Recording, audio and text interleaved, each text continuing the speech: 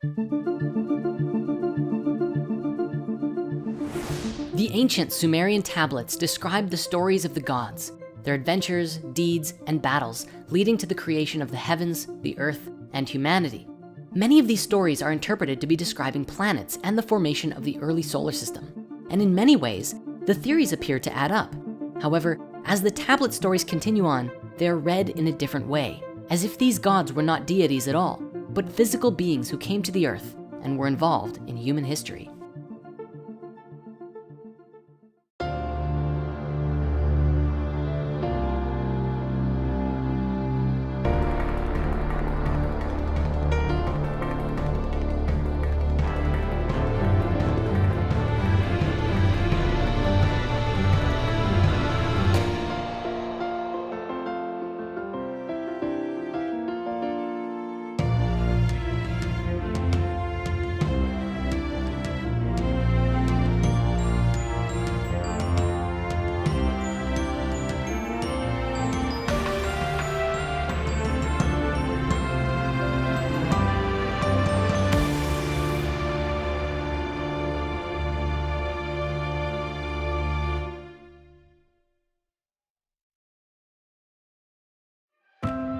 When we're looking into the stories and interpretations of the Sumerian tablets, there comes a point when we have to change our perspective as to the nature of who or what these gods were.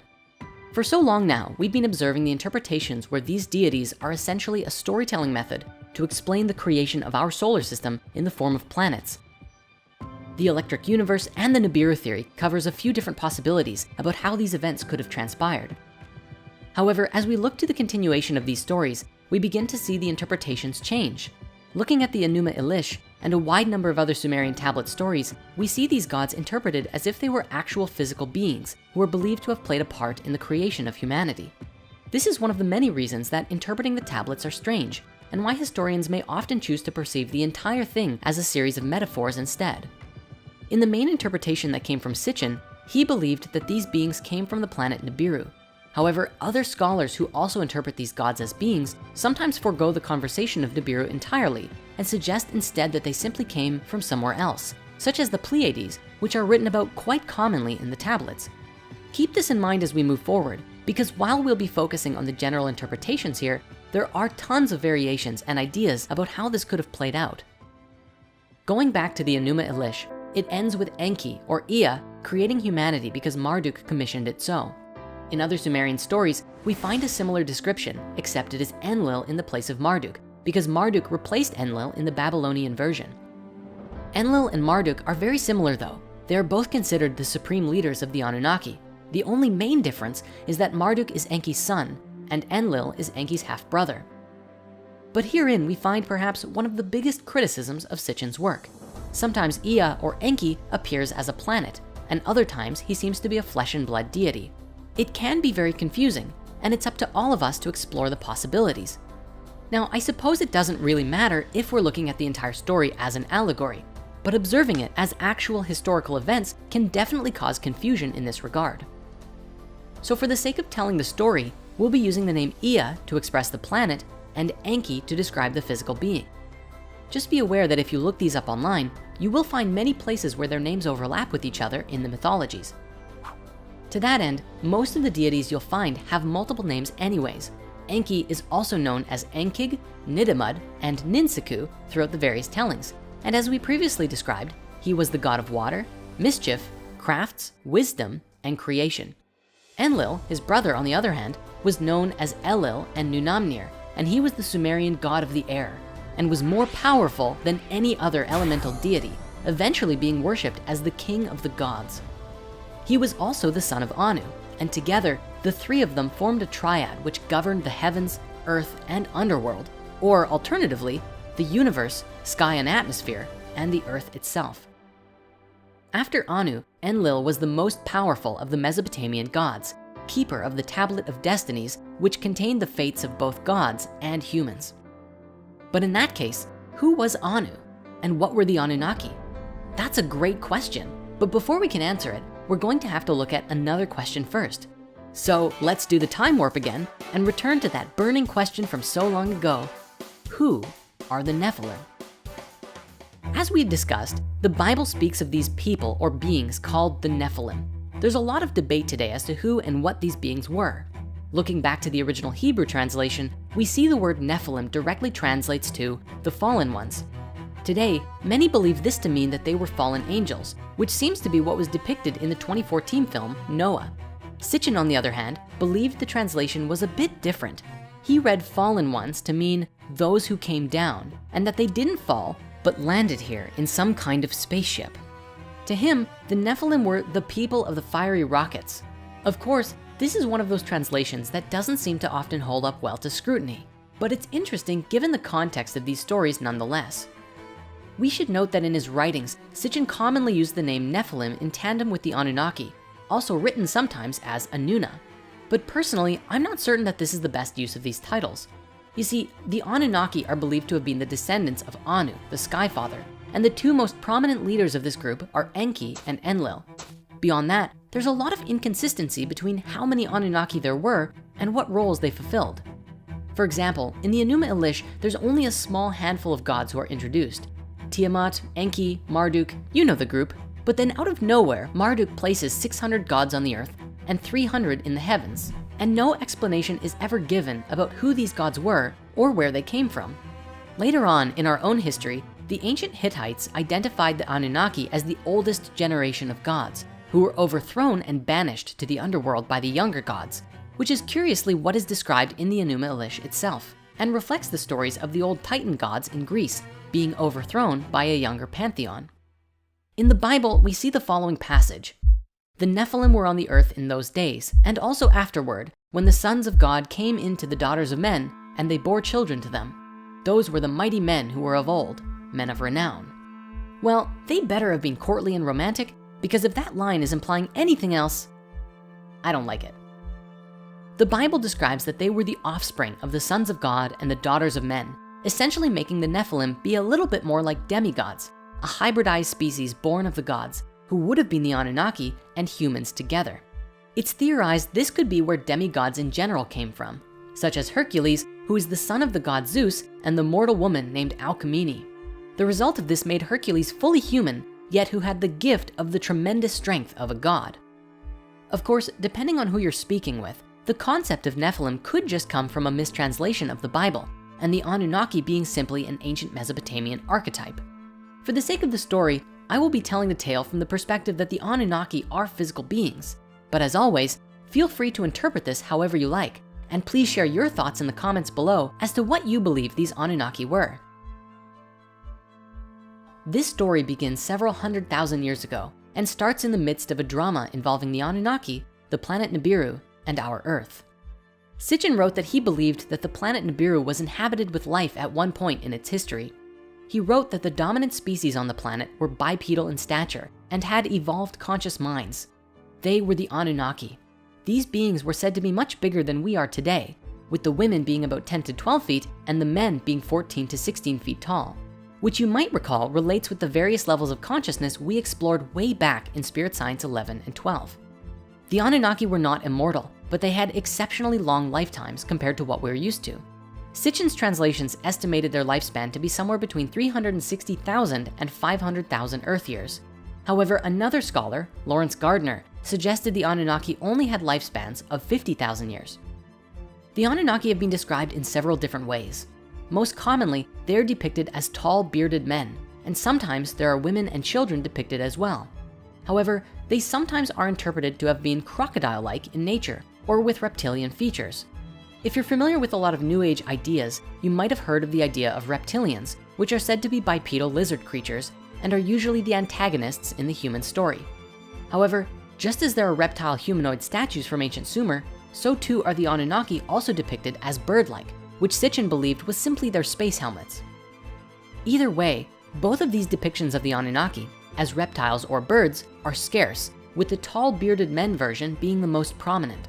I do believe that regardless of what these beings look like, it's the bearded image of these so-called deities that gave us our common Christian image today, God as an older gentleman with a long beard.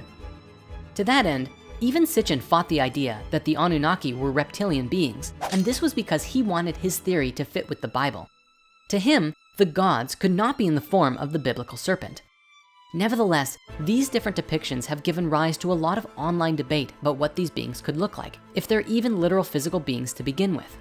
Many proponents of the reptilian theory suggest that these beings are actually shapeshifters as well, and can change their form at will, which is why there are different depictions of them throughout history.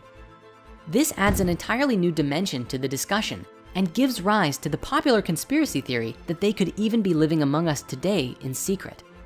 At any rate, for the focus of this series, we're going to keep to the depiction of the Anunnaki as these bearded humanoids, and we'll come back around to the alternate depictions sometime later on. One of the most important Sumerian gods is the Sky Father named Anu. A number of Sumerian texts discuss Anu, but not all agree to every aspect of his existence, such as where he came from or what he actually is.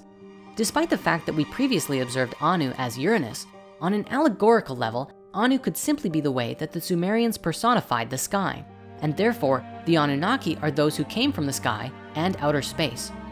The name Anu is the root word of Anunnaki, which is sometimes translated as offspring of Anu or princely offspring. This is why Sitchin believed that they were the species that came from above and beyond our planet.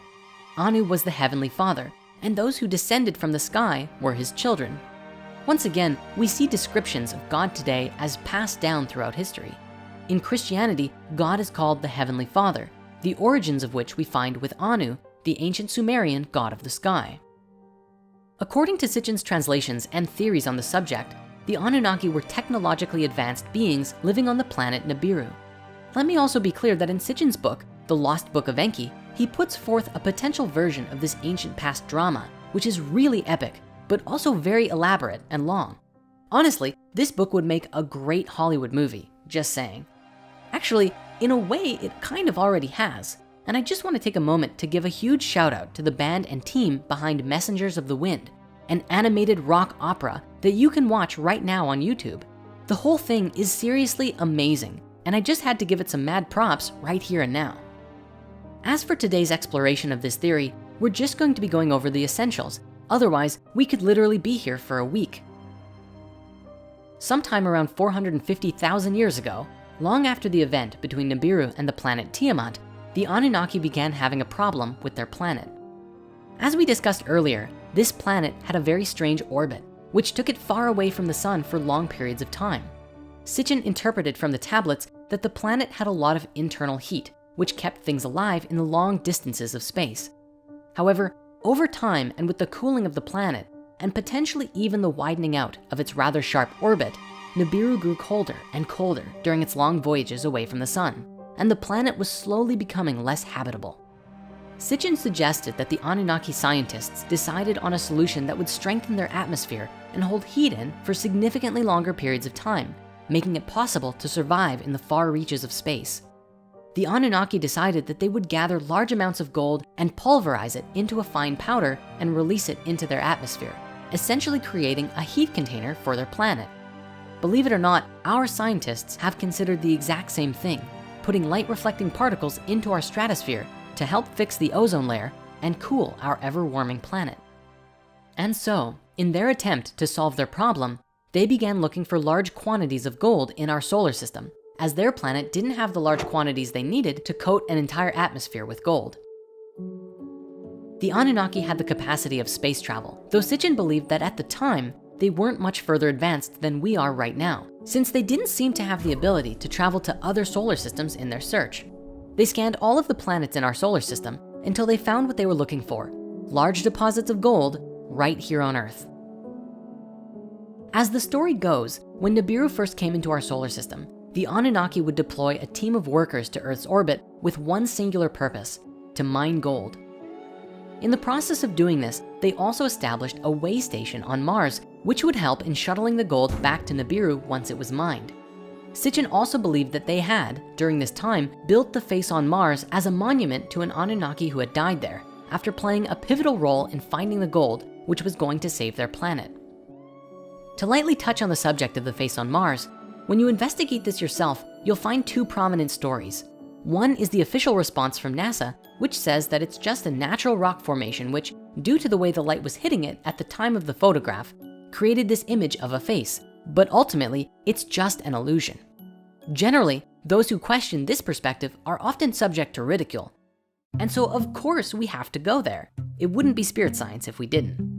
On the other side of the spectrum, you'll find ex-NASA scientists and astronauts, retired US Army command sergeants, and a university physics professor, along with a number of ancient astronaut and conspiracy theorists who put forth that the face, along with a set of nearby mountainous structures that look an awful lot like pyramids, are the remnants of an ancient civilization.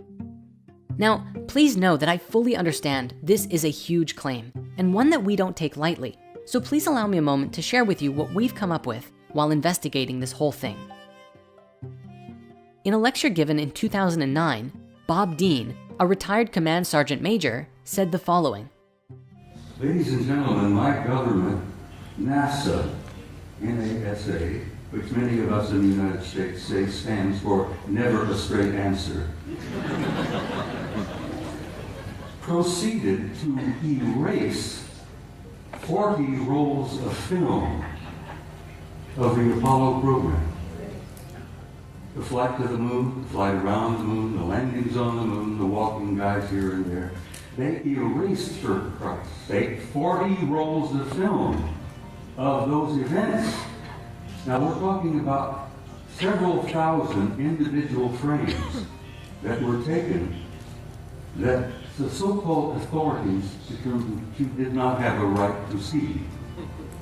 Oh, they were disruptive, socially unacceptable, politically unacceptable.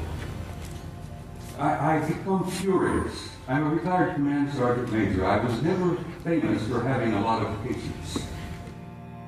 Now, another man named Brian O'Leary, who was a NASA astronaut and a close friend of Carl Sagan for many years, expressed in an interview with Project Camelot that a huge rift was created in their friendship over the face on Mars.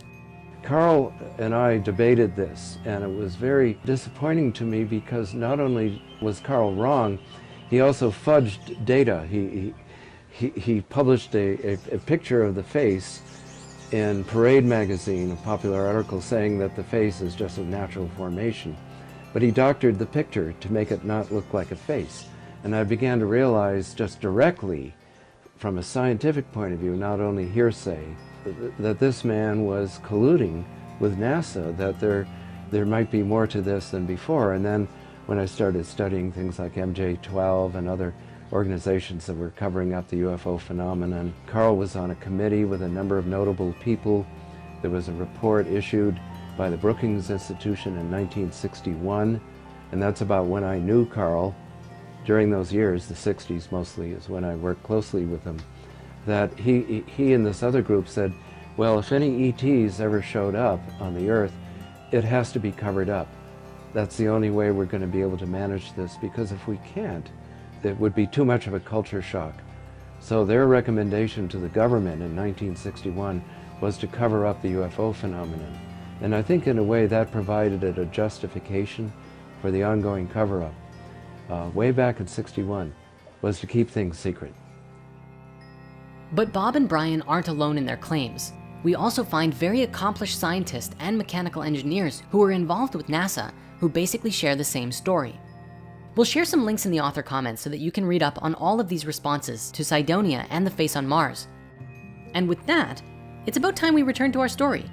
Now in the Enuma Elish, it says that Marduk placed 300 Anunnaki in the heavens and 600 on the earth, or the netherworld, depending on the translation.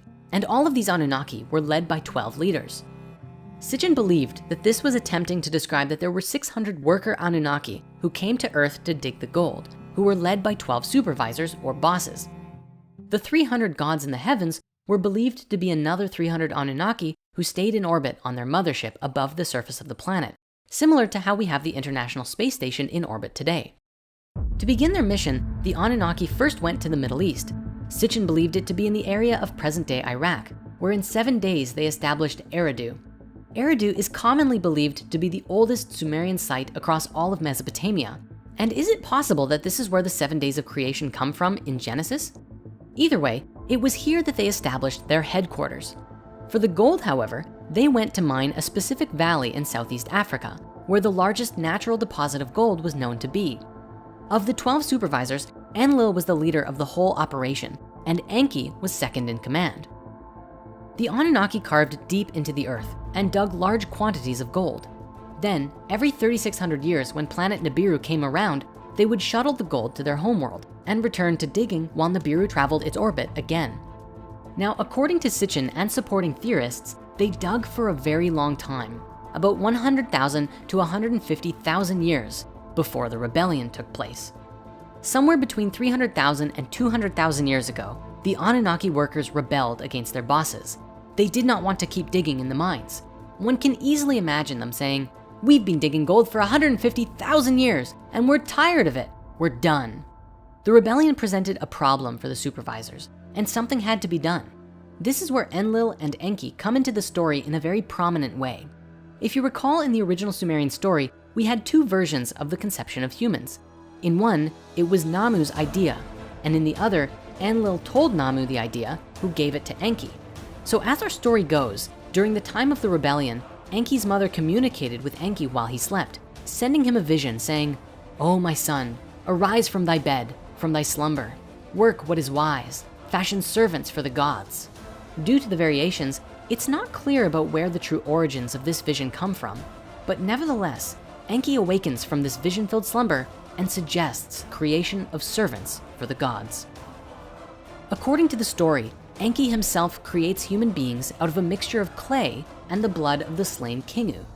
This is another time where we have two different interpretations converging on each other, because earlier we saw how Kingu was interpreted to be the moon, but now Kingu seems to be a being with flesh and blood, for it is with Kingu's DNA that provides the necessary ingredients for human genetics.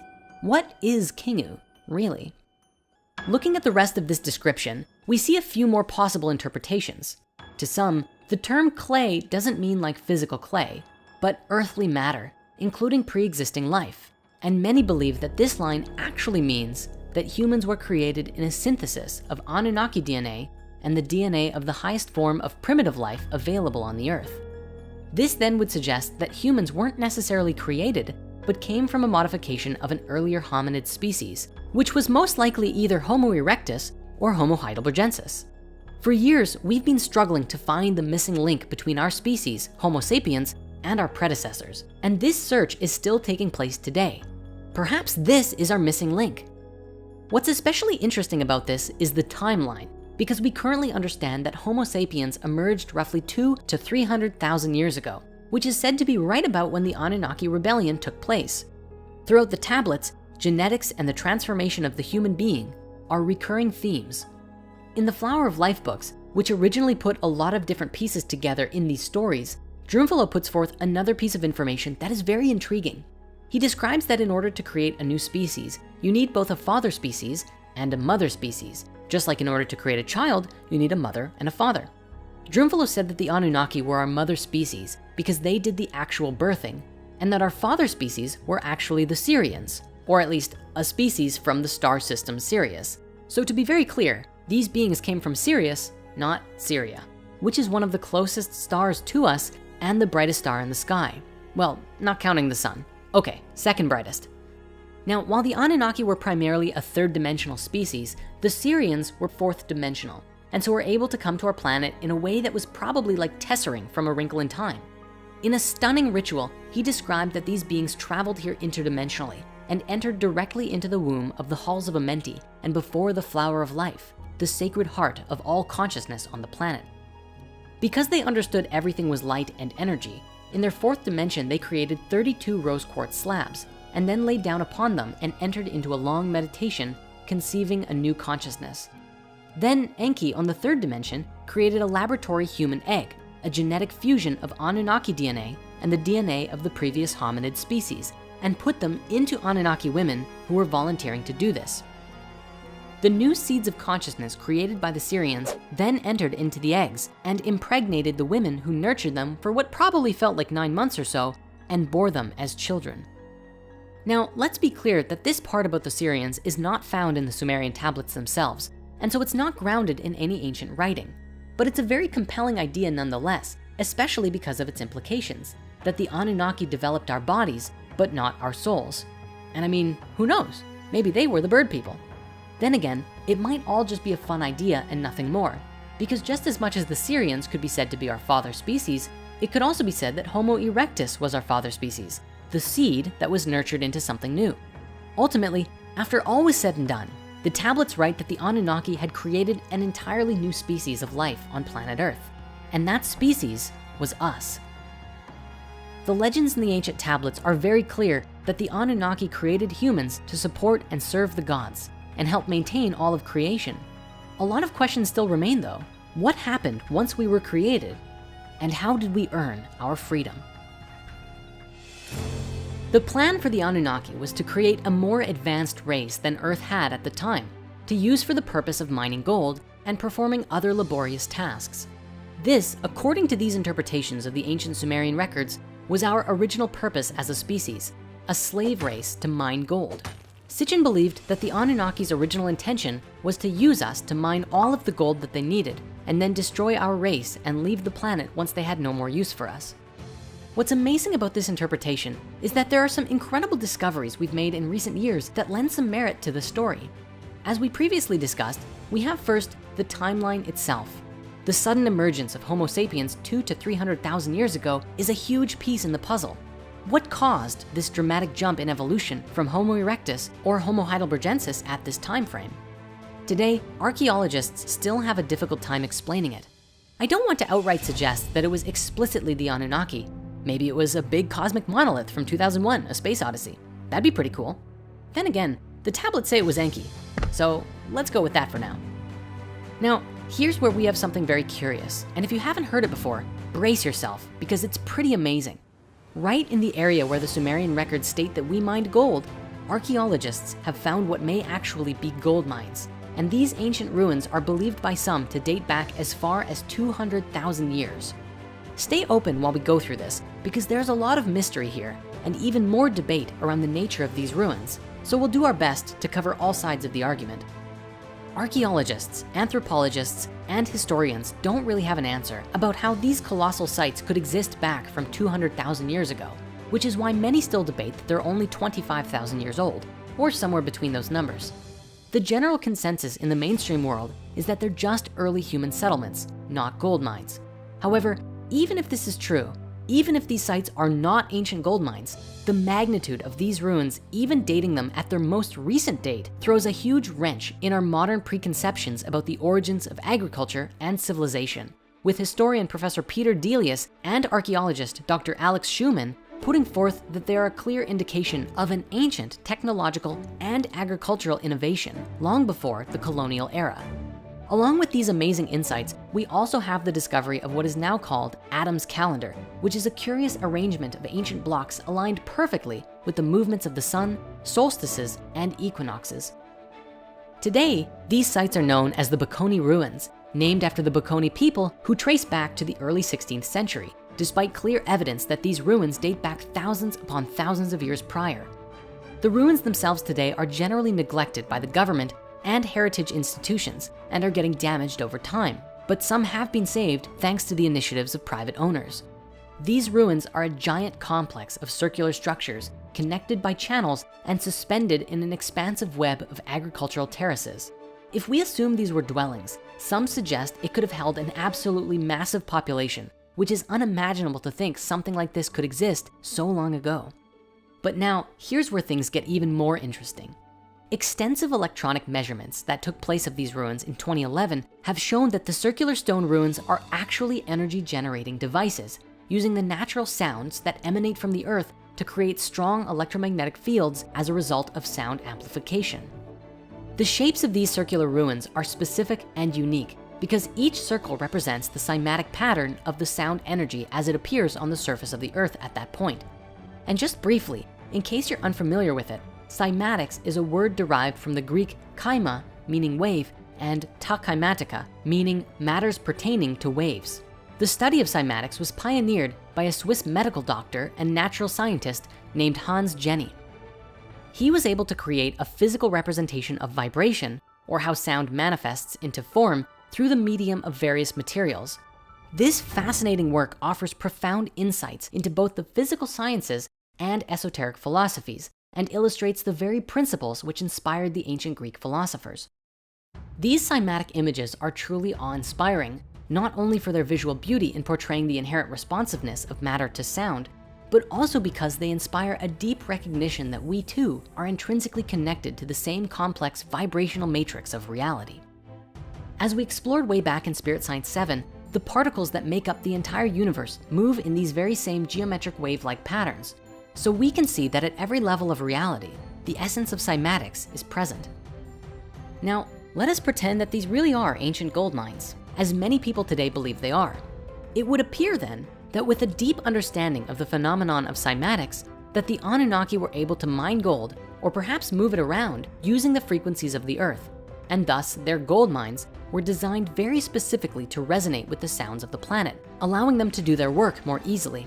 We know today that sound levitation is fully a thing and may even be a great key to flying vehicles one day.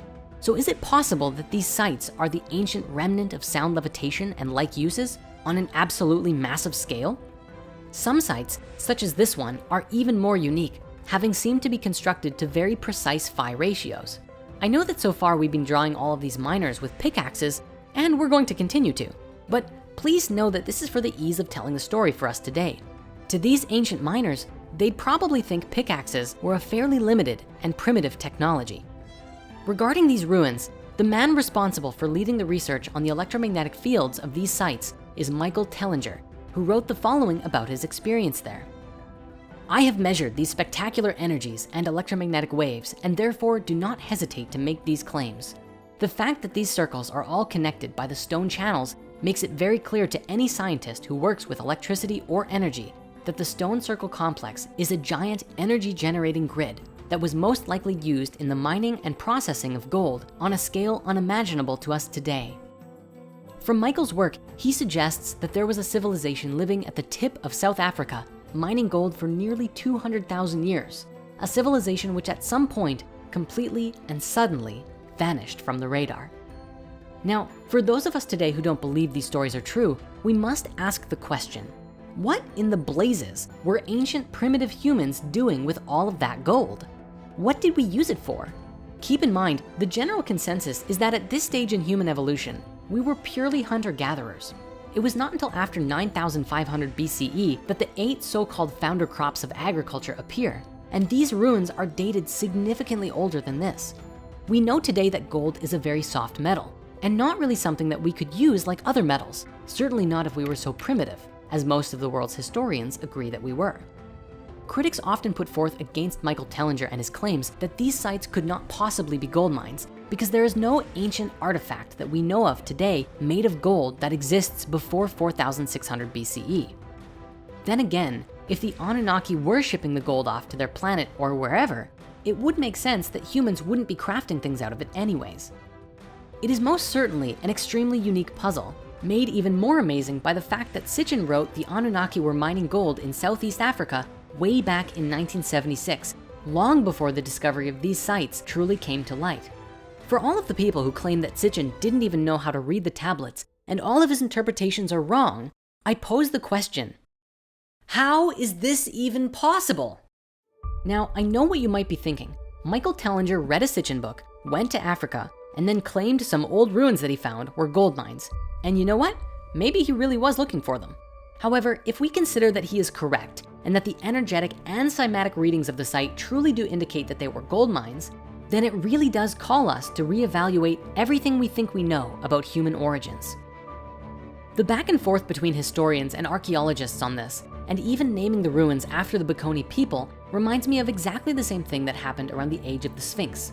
Today, Egyptologists stand definitively behind the idea that the Sphinx was built around 2500 BC by the pharaoh Khafre, despite significant archaeological evidence, such as the weathering patterns on the Sphinx, that prove it is significantly older, at least 12,000, if not 35,000 years old. The way that skeptics treat Sitchin and his work, you'd think he was just throwing darts at a map, and wherever they landed was wherever he pegged the story to take place. But if those ruins truly are the remnants of gold mines, then we have to ask the question, was Sitchin actually able to read the tablets better than everyone else in recent history?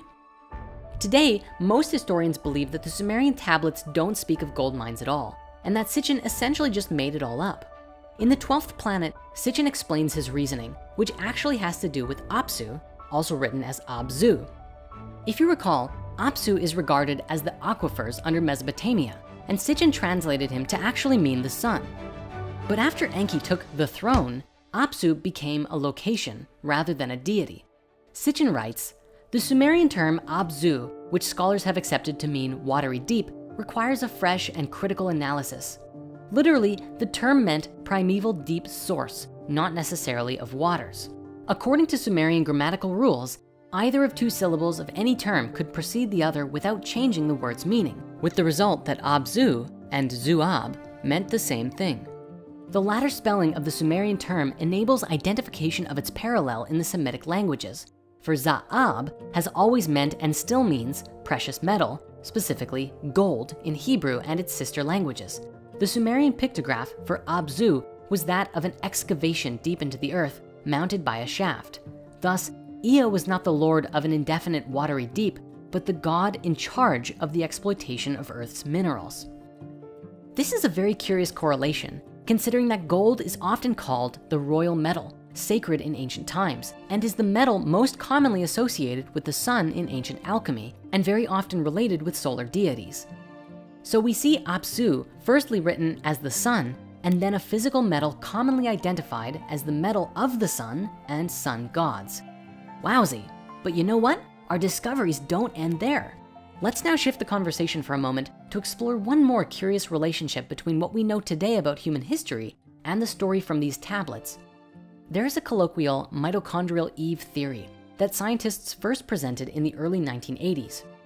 By 1987, a publication by scientists Kahn, Stoneking, and Wilson revealed that the matrilineal source of our common DNA lineage dates back between 140 and 200,000 years ago.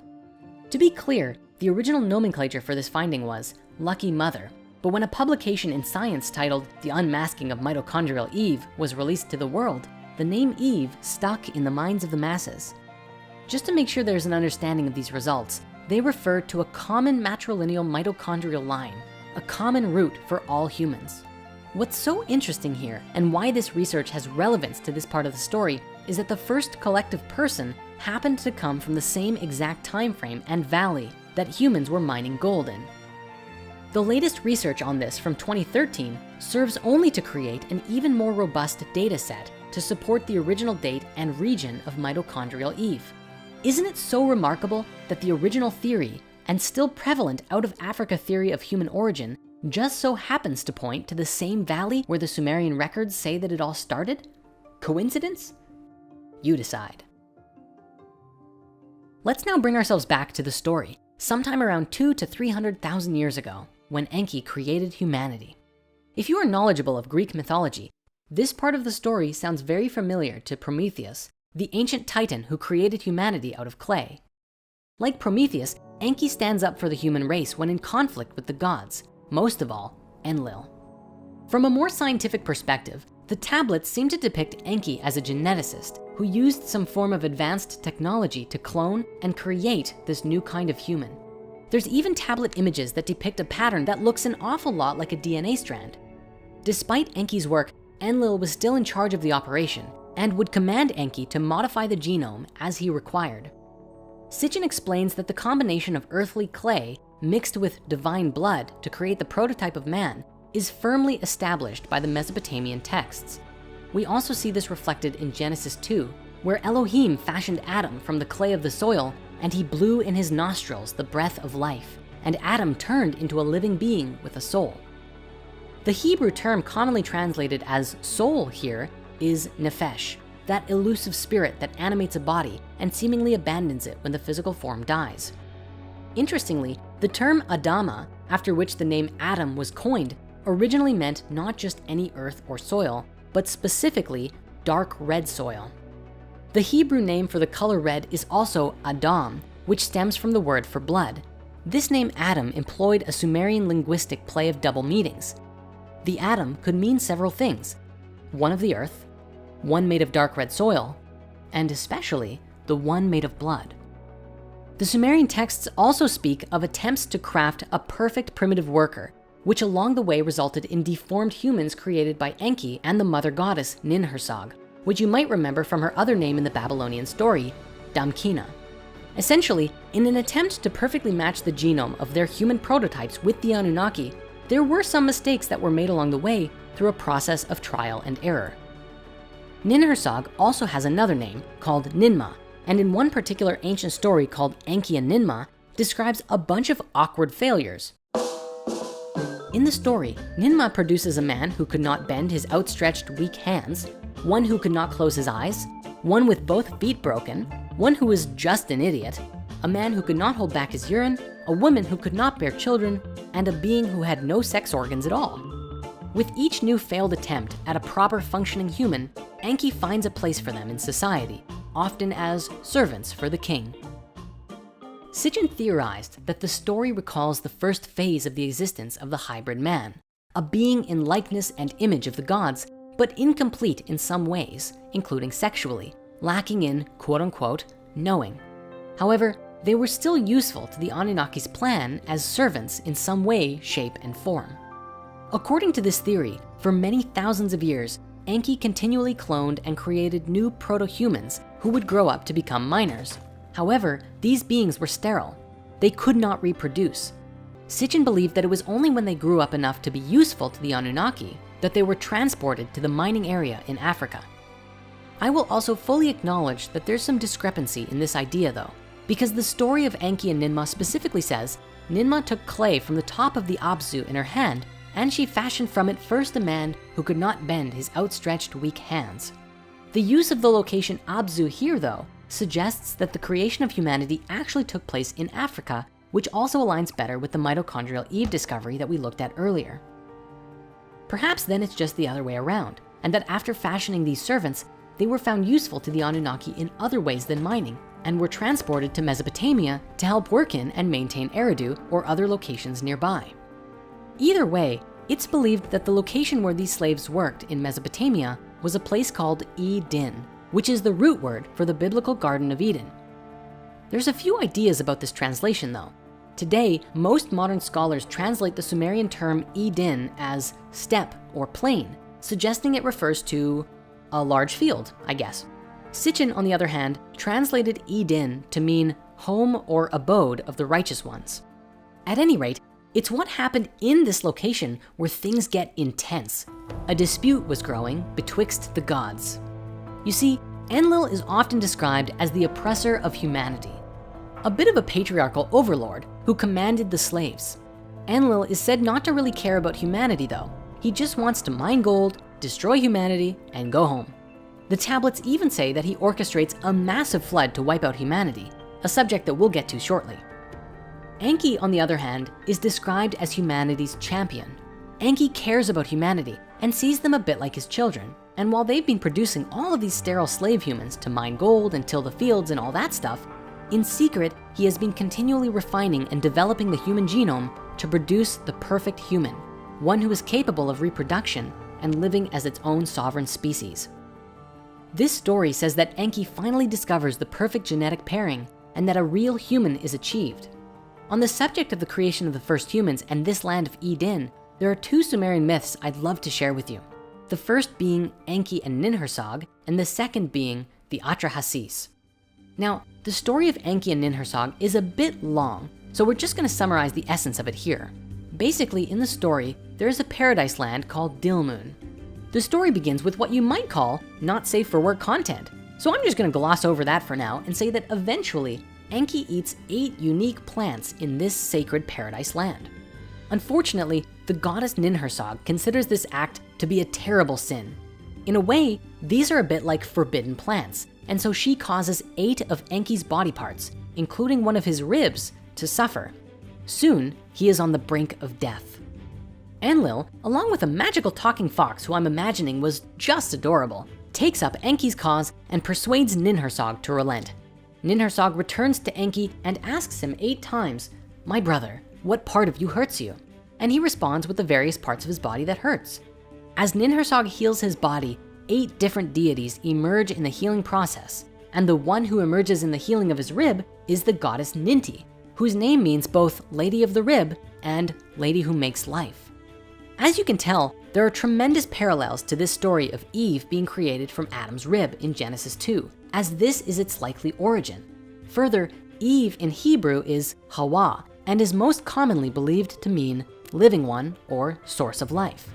What I find especially interesting about this is that in the Sumerian story, the characters on who Adam and Eve are based on are both deities.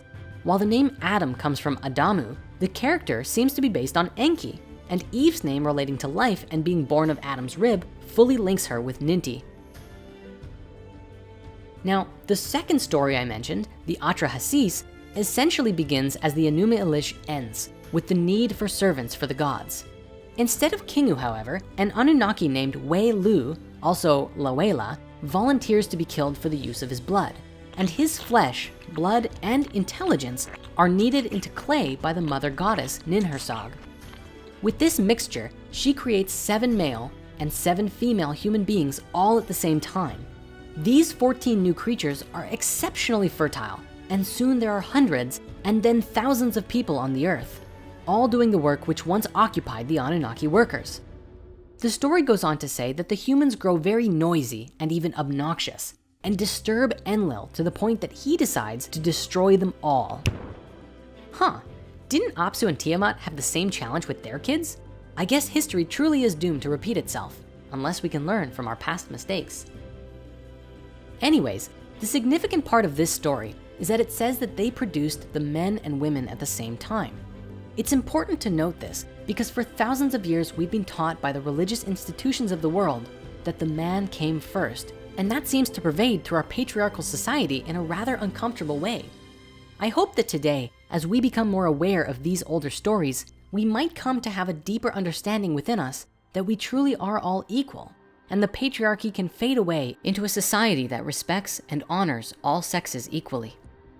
Returning to the main story, we saw Enki and Ninhursag have been toying with the genetics until they could create a perfect being, one who could reproduce and think for themselves.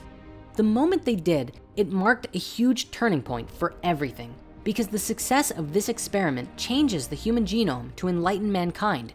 But as mentioned before, this was the beginning of a huge problem, because Enlil did not want humanity to become a sovereign species of their own. He had plans to make little robot people to work for him, and then he was gonna just outright destroy them all. When he found out what Enki had done, he was furious and exiled the humans from the Anunnaki settlements. Now, as a side tangent, here's something I think you're really going to enjoy. In the first episode of Ancient Civilizations on Gaia, Greg Braden explained something that is positively mind-blowing, a very relevant discovery found within our own DNA.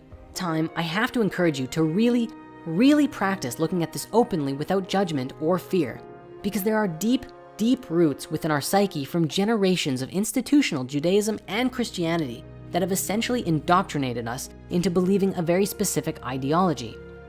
For example, the serpent in the Garden of Eden is said to be Satan. Generally, if you suggest an alternate interpretation to this, people naturally assume you must be evil yourself. So with that as a disclaimer, we get to see that the myths on which the Garden of Eden story were based actually suggests that the character who eventually was written to be the snake was really freeing us from our captivity. It was due to Enki's modification that we tasted a form of knowledge that we were not previously capable of comprehending, thinking for ourselves, becoming self-aware, and capable of doing anything because we were no longer running on the Anunnaki programs, but our own unique consciousness. However, this also came at a price. We were capable of doing anything, including experiencing within us both good and evil. We had tasted from the fruit of knowledge of good and evil. Perhaps this is why the snake was written to be Satan in the creation of the Old Testament, because they had stories of paradise and gods from their ancient history, and the authors naturally assumed that the exile from the Garden of Eden was a punishment. In a way, it was, because we had to learn to fend for ourselves from now on. But ultimately, that would bring us to, over the next thousands of years, evolve our consciousness higher and higher and become the beings that we are today. The beautiful thing is, we're still growing, and one day we will evolve to the point where we will know and understand that we are all connected, and we will travel and explore the universe and experience a life almost unimaginable to us today. Now, there's one more fun thing about all of this that I wish to share with you. Genesis 3:8 says, "Then the man and his wife heard the sound of the Lord God as he was walking in the garden in the cool of the day, and they hid from the Lord God among the trees of the garden. But the Lord God called to the man, 'Where are you?' He answered, 'I heard you in the garden, and I was afraid because I was naked, so I hid.' And he said, 'Who told you that you were naked? Have you eaten from the tree that I commanded you not to eat from?'" Okay, let's break this down. First, God is walking through the garden. He's walking, implying he has a physical body. In this classic scene, God is walking through the garden calling for Adam and Eve. He doesn't know where they are. He's God, but he doesn't know where Adam and Eve are? He calls for them and they come. He doesn't know that they ate the fruit until he sees them trying to hide themselves because they are ashamed. It is only then that he realizes what they've done. Now, is it just me, or is it a little curious that a being considered an omnipotent creator deity would both have a body, misplace his creations, and then not know what they've been up to while he was out? On top of that, the name used for God in the original Hebrew Bible is Elohim, and this is a word which is not actually singular, but plural. It gives support to the idea that the God the Bible is describing was not a singular being, but a race of beings, or at least multiple physical beings. And as we saw earlier, when Enlil found out what Enki had done, he was furious. But regardless of what Enlil had commanded, human beings were created, and this set them on a path. Humanity stepped into a new beginning, free of slavery, and into a journey of self-discovery. What's more amazing is that all of this was inscribed in the Sumerian tablets over 2,000 years before the Bible was ever written down. When discussing the story of the history of humanity, this is the part where there's a bit of a break in the chain, making it very difficult to discern the truth. Keep this in mind for this chapter specifically, because the ancient accounts are very fragmented and their meanings are not always agreed upon. You see, most stories in the Sumerian tablets document the creation of humanity and then usually are fragmented until the story of the flood. The flood is a huge discussion of its own and one that we're going to be exploring very soon. However, there is a big mystery of what happened in the middle. In order to make sense of it, we have to look to a few different sources. It's definitely one of those subjects that I really encourage keeping an open mind about, because there are several different key versions and stories about what happened, from James Churchward's account of Mu, to the Book of Enoch, to Plato's account of Atlantis, which may have even come from ancient Egypt.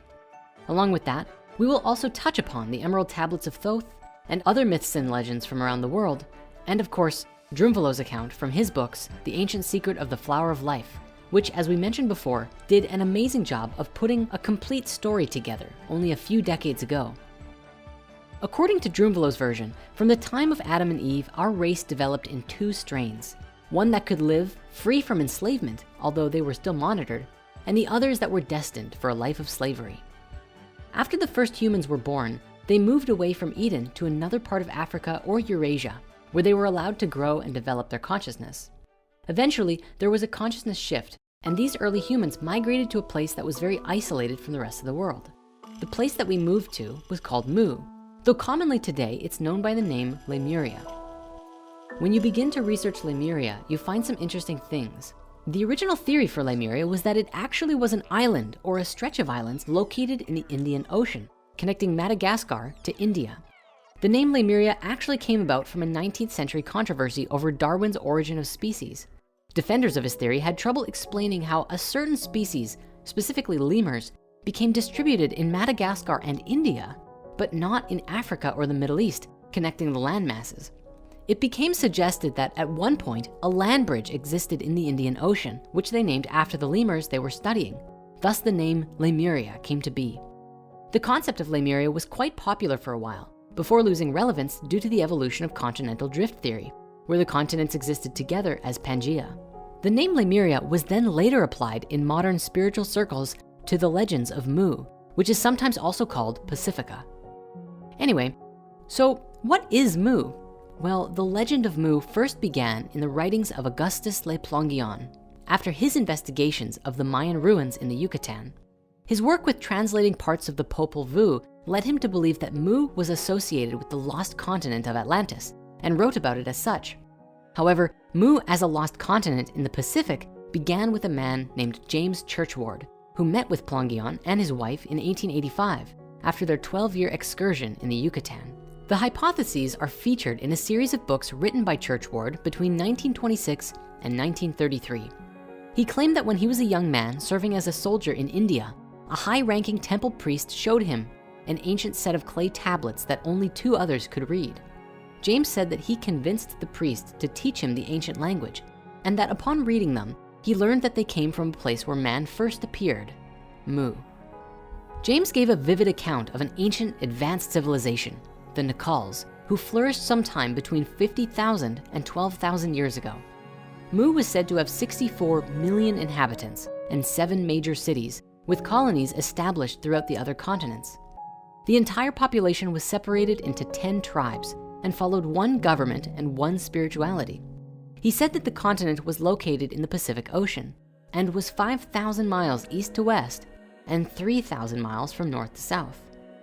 He also stated that it had massive plains, vast rivers, rolling hills, large bays and estuaries, and that eventually it was obliterated in almost a single night after a series of earthquakes and volcanic eruptions.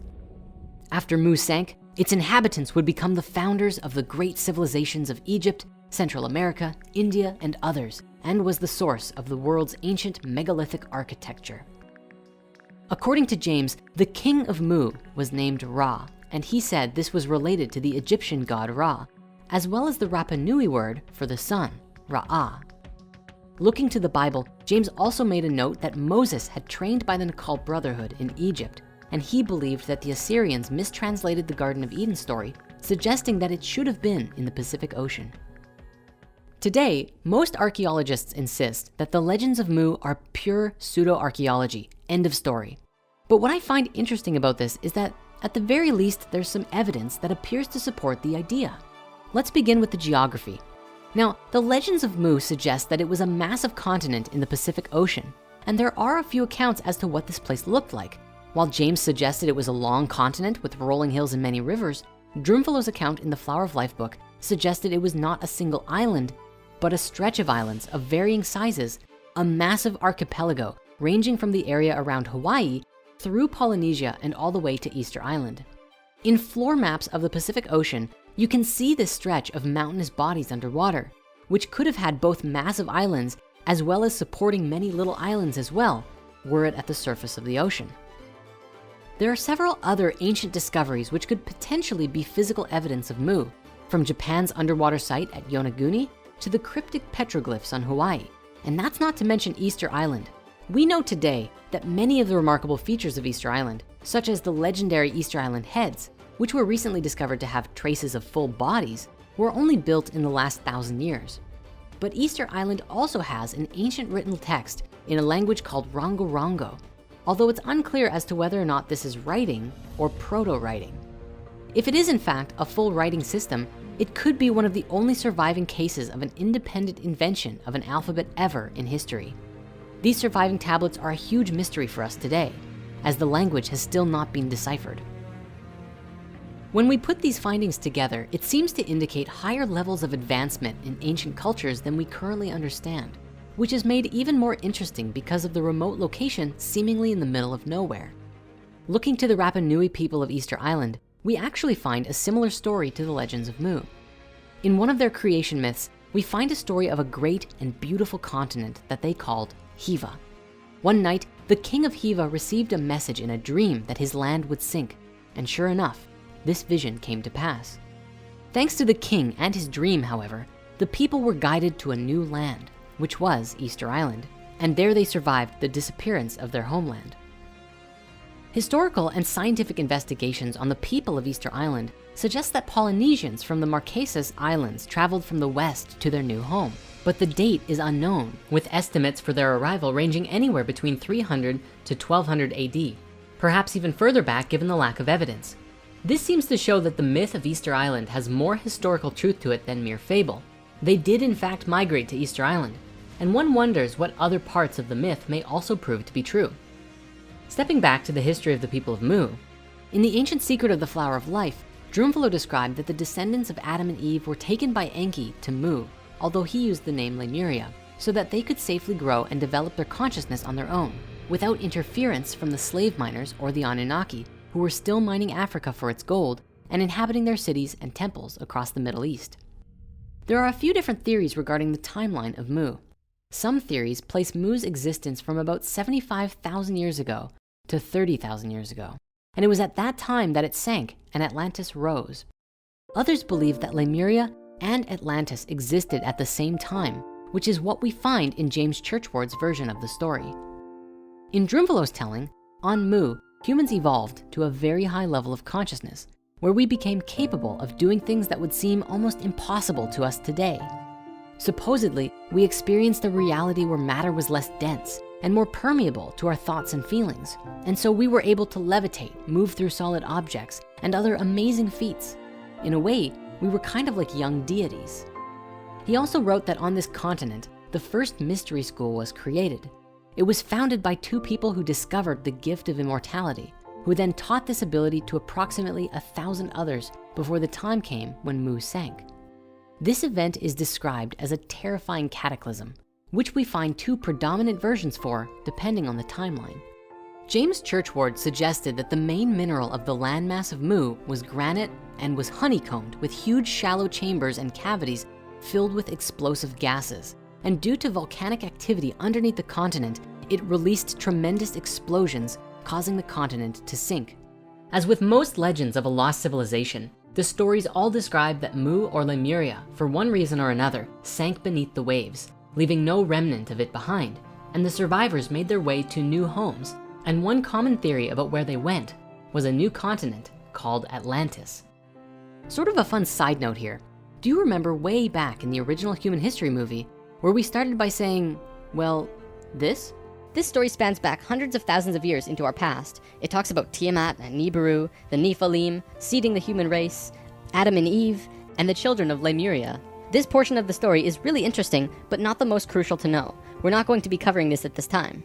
We are, however, going to be picking up the story at the end of Lemuria and discussing the events of Atlantis up to present day. Well, guess what? We're here. I'm so happy to at long last bring some context to the beginning of that particular story. However, there's still more to cover that we previously hadn't. And for those who haven't seen the original human history movie yet, we'll make sure to cover the basics as well so that you won't be left out. Though, you can always go watch that one right after this is done. It was at this point that another mass migration occurred, where the children of Mu found a new home, and they called it Atlantis. So, Atlantis. The best place to start here is with the origins of this myth. The first account of Atlantis actually came from Plato in his writings called Timaeus and Critias from about 360 BC. He discussed an ancient kingdom called Atlantis located on an island in the Atlantic Ocean, somewhere beyond the Pillars of Hercules in the modern-day Straits of Gibraltar. Today, the modern consensus around this story is that Atlantis is purely fictitious, a parable used for educational purposes or to glorify Athens in the eyes of Plato. And while most people believe this, there are those who suggest otherwise. It's rather interesting that Plato, who is the earliest surviving source for the story of Atlantis, tells us that he got it from his relative Solon, who in turn got it from the ancient Egyptians, and that they spoke of a time 9,000 years before the time of Solon. That's 9,600 BC, or 11,600 years before the present. Academics think that Plato made it all up. But if Plato made it all up, it's extraordinary that he chose that date and that time, around 12,000 years ago, because that was absolutely at the peak of the meltdown of the last ice age, when there was indeed global flooding. The story of Atlantis tells the tale of a maturing humanity who had developed a civilization on a large island often believed to be in the Atlantic Ocean. In the Flower of Life books, Drunvalo shares this image of Atlantis, a rough generalization of what it might have looked like. We also find this diagram inside the book of the Emerald Tablets, of which we'll be looking at shortly. But with that said, it's been widely theorized that if there is an ancient lost civilization, it's most likely hidden somewhere under the ice in Antarctica. In a Nova special called Antarctica: Secrets Beneath the Ice, geologists discover multiple places in Antarctica which had the remains of old mosses and plant tissues in what they described as pristine condition from a time when Antarctica was still warm and abundant with life. There are even pieces of trees that have been found, all of which have been preserved under permafrost rather than becoming fossilized. The geologists in this video describe that the bits of nature are not from millions of years ago, but relatively recent history. This is a landmark and paradigm-shattering discovery, because even today, if you do some research, you'll find that the general consensus is that Antarctica was last ice-free 3.5 million years ago, and the remnants that were just discovered there prove that number wrong entirely. This dramatically changes our perspective of the history of our world. Fragments of nature are found under a layer of volcanic ash, suggesting that a huge volcano or cataclysm of some kind, maybe a comet hitting the Earth, caused a dramatic shift that we're now seeing the remnants of today. Further, I'd like to take a moment to discuss with you the legendary Piri-Reis map, an old map drawn by admiral and cartographer Piri-Reis in Constantinople in 1513, which describes with remarkable geographical detail the seismic profile of certain portions of Antarctica. Reis used information gathered from many explorers at the time, but what's amazing about this map is that Reis could not have acquired his information about Antarctica from any contemporary explorers, because this continent remained undiscovered until nearly 300 years after the map was drawn. But what's perhaps even more anomalous about this whole thing is that the map depicts what Antarctica looks like under ice-free conditions. The last time that that area would have been free of ice would have been at least 6,000 BC, which was a whole millennium before the Sumerian civilization really began to emerge into the culture we know today. A note on the southernmost section of the map reads, "And in this country, it seems that there are white-haired monsters in this shape and also 6-horned oxen. The Portuguese infidels have written it in their maps." Interestingly, the Portuguese provided information on this southernmost region in Reis's map, according to the notes on it. Now, Piri-Reis himself left notes that his map was drawn from pre-existing information and maps. However, he himself did not venture any suggestions as to the identity of the cartographers who produced these earlier maps. In 1963, however, Professor Hapgood proposed a novel and thought-provoking solution to the problem.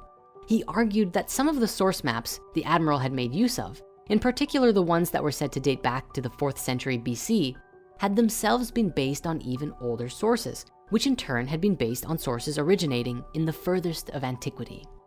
There was, he asserted, irrefutable evidence that the Earth had been comprehensively mapped before 4000 BC by a hitherto unknown and undiscovered civilization, which had achieved a high level of technological advancement.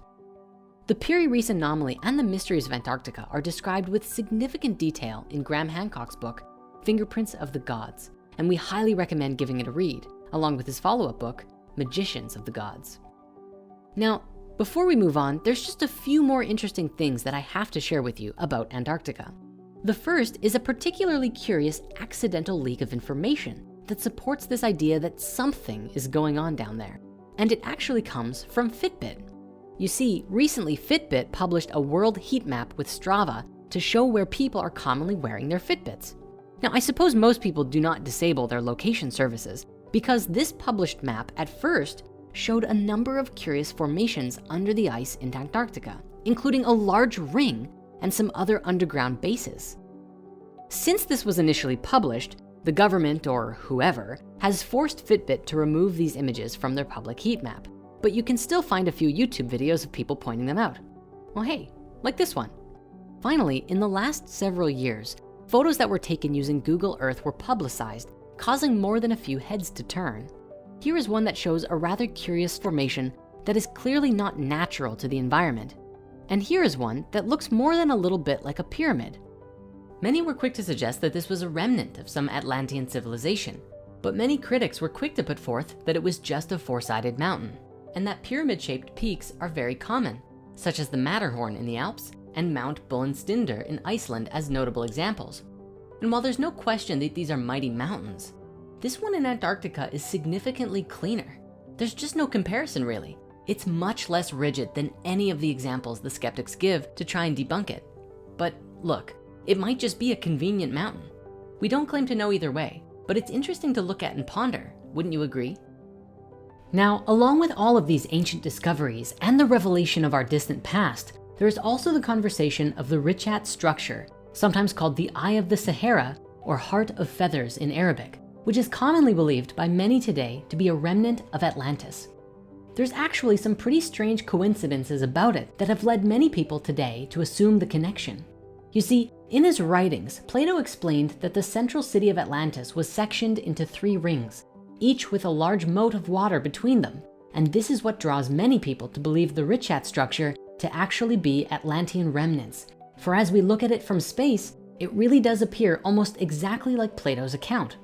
But there's a little bit more to the theory than just looking similar. In a nutshell, according to Plato, the first king of Atlantis was known as Atlas, who divided his kingdom among his brothers and eventually created the vast empire that occupied much of the known world. But get this, according to the legends of the Berber people, who today live in Northwest Africa, they also have a mythical founder king who, you guessed it, was also called Atlas. Granted, there's not much to suggest they are the same person, and even Atlas of Mauritania is partly folklore. But according to reconstructed maps based on Herodotus's writings a while before Plato, some say he placed Atlantis in the same region right below the Atlas Mountains in Morocco. Now, it's worth pointing out that C14 dating places the Eye of the Sahara between 400 and 40 million years old. So it's way older than anything we've come across so far. And current research suggests that it's just one of those weird geological changes brought about by the separation of Pangaea. But what if it actually was an even older remnant of Atlantis? If we look back to Plato's account, he actually gives us some pretty good descriptions of what the environment and surroundings of Atlantis looked like. He tells us that the islands were larger than ancient Libya and Asia Minor combined, although this may be speaking to its power level, and that the Egyptians described Atlantis as an island consisting mostly of mountains in the north and a huge plain in the south. He also says that the Atlanteans dug a great canal to the sea, and alongside the bridges carved tunnels into the rings of rock so that ships could pass into the city. Now, if we look at the Richat structure, we can see that it has an opening, canal-shaped shaft to the south, which matches Atlantis's description of connecting to the sea. Further, a 2011 study seemed to indicate that carbonate within the breccia, bits of sedimentary rock, were created by low-temperature hydrothermal waters. The eye also has mountains to the north, again, just like Plato said, which potentially have evidence of ancient rivers around them, as well as being situated on a huge open plain. Really, the surrounding mountain shapes and steep drops are uncanny resemblances to the description. What's more, geologically, the surrounding area is apparently full of red, black, and white colored stones, which Atlantis was said to have a lot of. Archaeologically speaking, the Richat has huge amounts of Archeolian and pre-Archeolian artifacts present along the northwest of the outer ring. It really is a mystery how these early Stone Age artifacts got here, as neither recognizable midden deposits nor man-made structures have been recognized. But the current theory suggests that the area was either used for only short-term hunting and stone tool manufacturing, or the artifacts got diffused and moved there by different glacial cycles. Interestingly though, back in 2007, a number of unfossilized whale bones were found throughout Mauritania in the area surrounding the Richat structure, along with numerous assortments of shells, indicating that at some point in recent geological history, the area was lower and closer to sea level.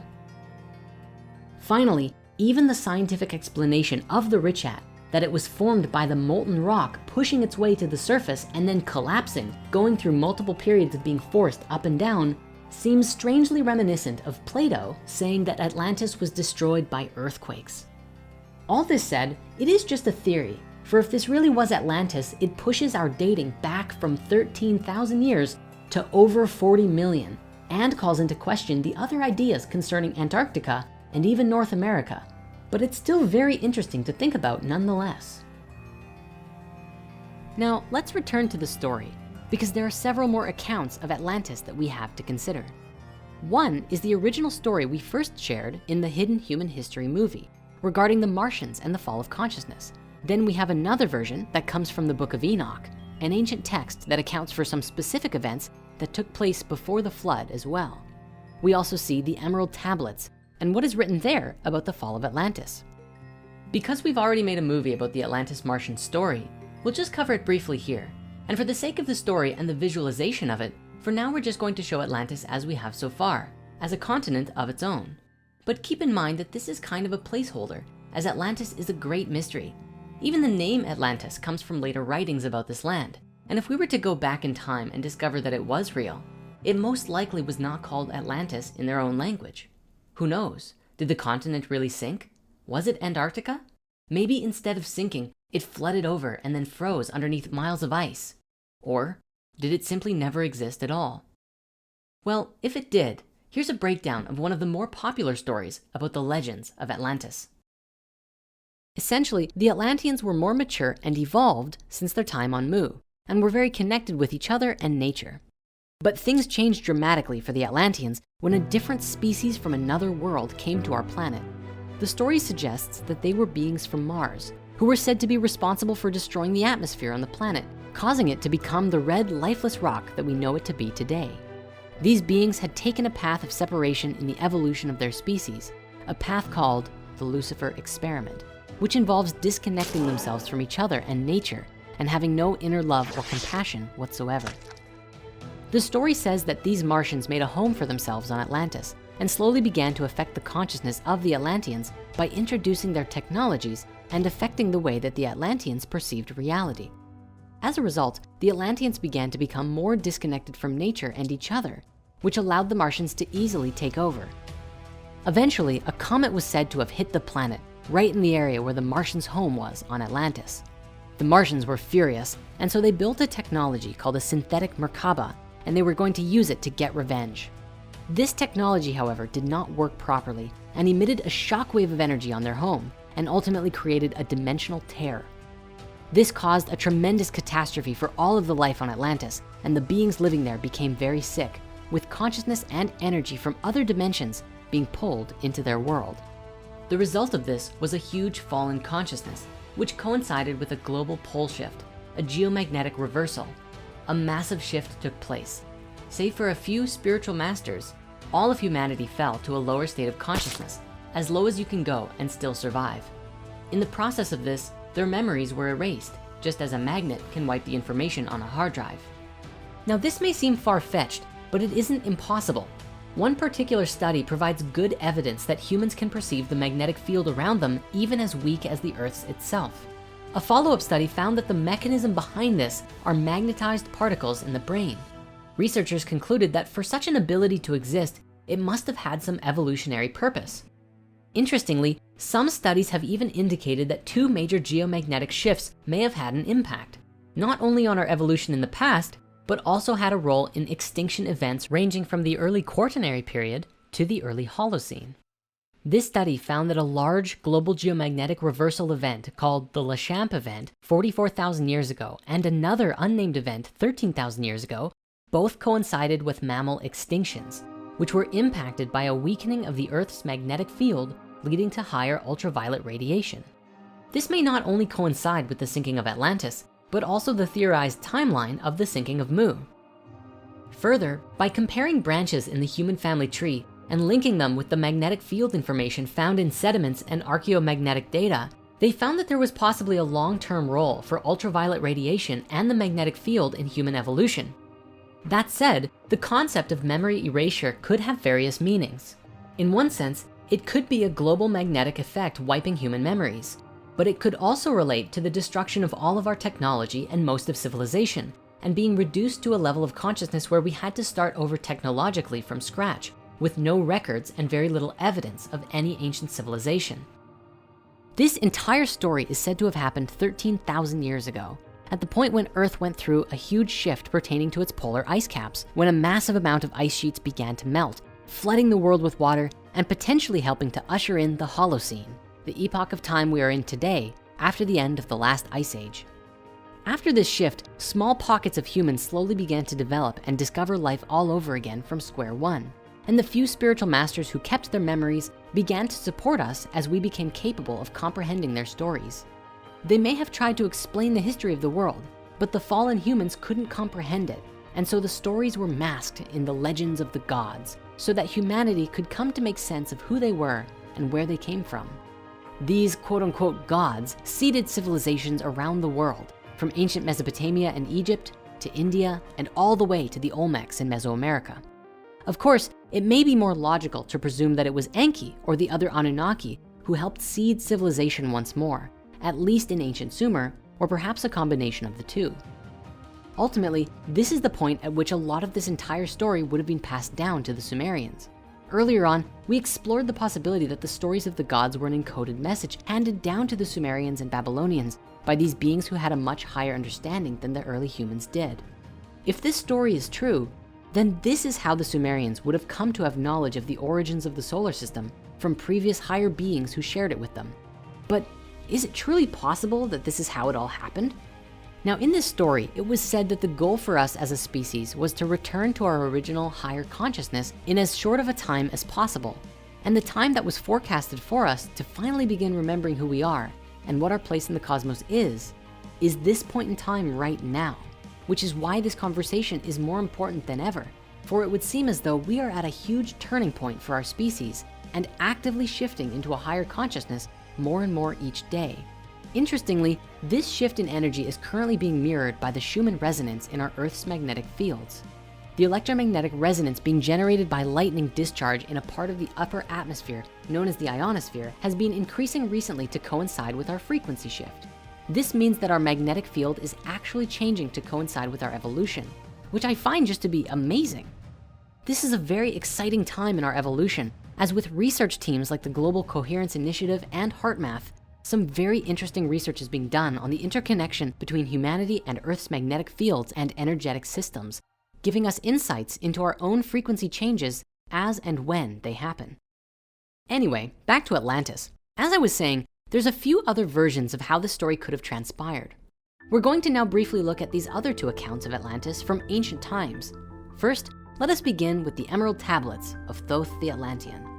These are said to be 12 ancient tablets which are under the care of a secret society in Egypt who have vowed to protect the sacred wisdom inscribed upon them. The tablets are said to have been written by Thoth, who presided on Atlantis before the fall and whose Atlantean name was Chikatet Arlik Vomalites.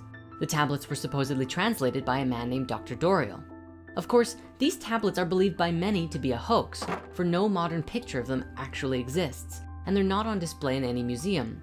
Critics of this work point out that Doriel seemed to write these tablets based on the occult Theosophist society and other spiritual teachings and channelings, along with a few ideas thrown in found within H.P. Lovecraft stories. And those connections do seem to be valid. Yet, even if the tablets themselves are not truly authentic, it would seem as though they are predominantly based upon a number of wisdom teachings. Doriel also provided a rich account of Atlantean culture, which could have been channeled, but of course, it's unclear if any of it is grounded in truth. For myself, I found a great deal of inspiration and wisdom by reading these passages, and they can be excellent tools for exploring the inner mysteries and contemplating the universe. Spirit Mysteries recently published a new edition of the Emerald Tablets, made to be easily legible to the modern reader, for the original publication is like, "Hark now and hear ye, and thou thine own inner flame shall be lit."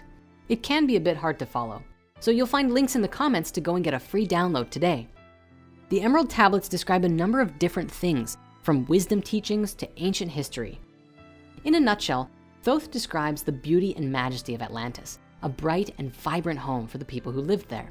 He goes on to describe the degeneration of the hearts of the Atlanteans, which led to their downfall and the Great Cataclysm.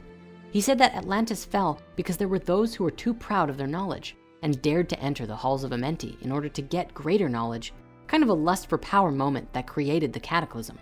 This could be referring to the Martians building the synthetic Merkaba with forbidden powers.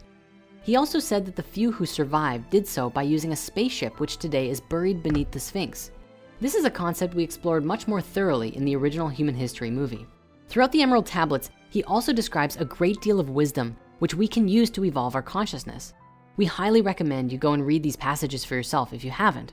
For now though, let's stay on the subject of history because we have one more account of this pre-flood period of time to look at. Now, the Book of Enoch is one of the most ancient religious texts we have available to us today, with influence extending into the New Testament, even despite it not being considered biblical canon. The text appears to date back to about 300 to 200 BCE, so we must establish that it is younger than the Sumerian texts. The Book of Enoch describes a story from the perspective of Enoch, who was the great-grandfather of Noah, who lived for 365 years up until the Great Flood wiped out most of humanity. The story details accounts of the Nephilim and the Watchers.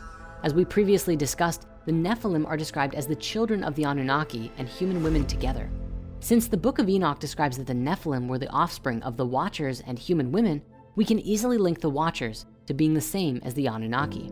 It's for this reason the Book of Enoch is so valuable to us in deciphering our past, because it provides one of the few clear links between the ancient Sumerian tablets and the stories we find in the Bible today.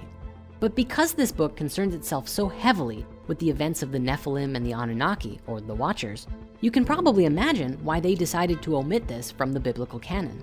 Some believe that these giants may have been the reason for the Great Flood, as they were seen to be unnatural and harmful to the human race. In the Book of Enoch, it describes that these Nephilim, known also as giants, multiply in numbers and grow to the point that humanity can no longer provide enough resources for themselves. With food shortages, the giants then began consuming humans and other animals. The Book of Enoch also tells us that many of the Watchers, such as Azazel specifically, were responsible for teaching humans the art of warfare and how to construct weapons and other harmful devices. And for the sake of correlation, this is also reflected in the Emerald Tablets, speaking to the degeneration of the human consciousness. Now, the events of this book are rather long, and we're not going to get into all the details right now, but the story essentially culminates in the Great Flood wiping out humanity with only a few surviving humans, which is where Noah and the Ark come in. As for Enoch himself, he is taken into heaven by God in a fiery chariot, which is believed in some circles to actually be describing a spaceship that took him away to live somewhere else, maybe on another planet. Now, as we bring this segment to a close, there is one more theory out there pertaining to our original story that I must share. According to Sitchin, you know how Marduk was related to a planet in the earlier stories? Well, in later Sumerian tellings, he also seems to act with very personal and human-like characteristics. And Sitchin believed that the name Marduk, used to describe a planet in some texts, was also used to describe a specific being, just like Enki. He believed that Marduk was stationed on Mars at one point, but came to Earth to invoke his authority and rulership over the world. This may even correlate to the Martian theory we covered before. This might be just a fanciful long shot, but is it possible that all of these stories connect and Atlantis fell because the Martians were actually a specific group of Anunnaki led by Marduk, who came to the Earth and bred with human women, creating deformed people and caused certain groups of humans to pursue dark magic, effectively changing the evolution of humanity, leading to this great cataclysm and fall in consciousness? Could it be? Obviously, all of this is just an idea. We cannot say definitively heads or tails what happened, but the connections here are definitely fun to explore nonetheless. How about you? What do you think happened? Make sure to let us know in the comments of this video. Now, this story is not over yet. We still have at least one more massive anomaly we have to look at. The point in history when all of these stories line up with each other, the Great Flood. Speaking of stories of ancient floods, most of us are undoubtedly familiar with the legend of Noah's Ark, a story in the Bible which describes how, at one point, an ark was built by Yahweh's chosen person, who in the Bible is known as Noah.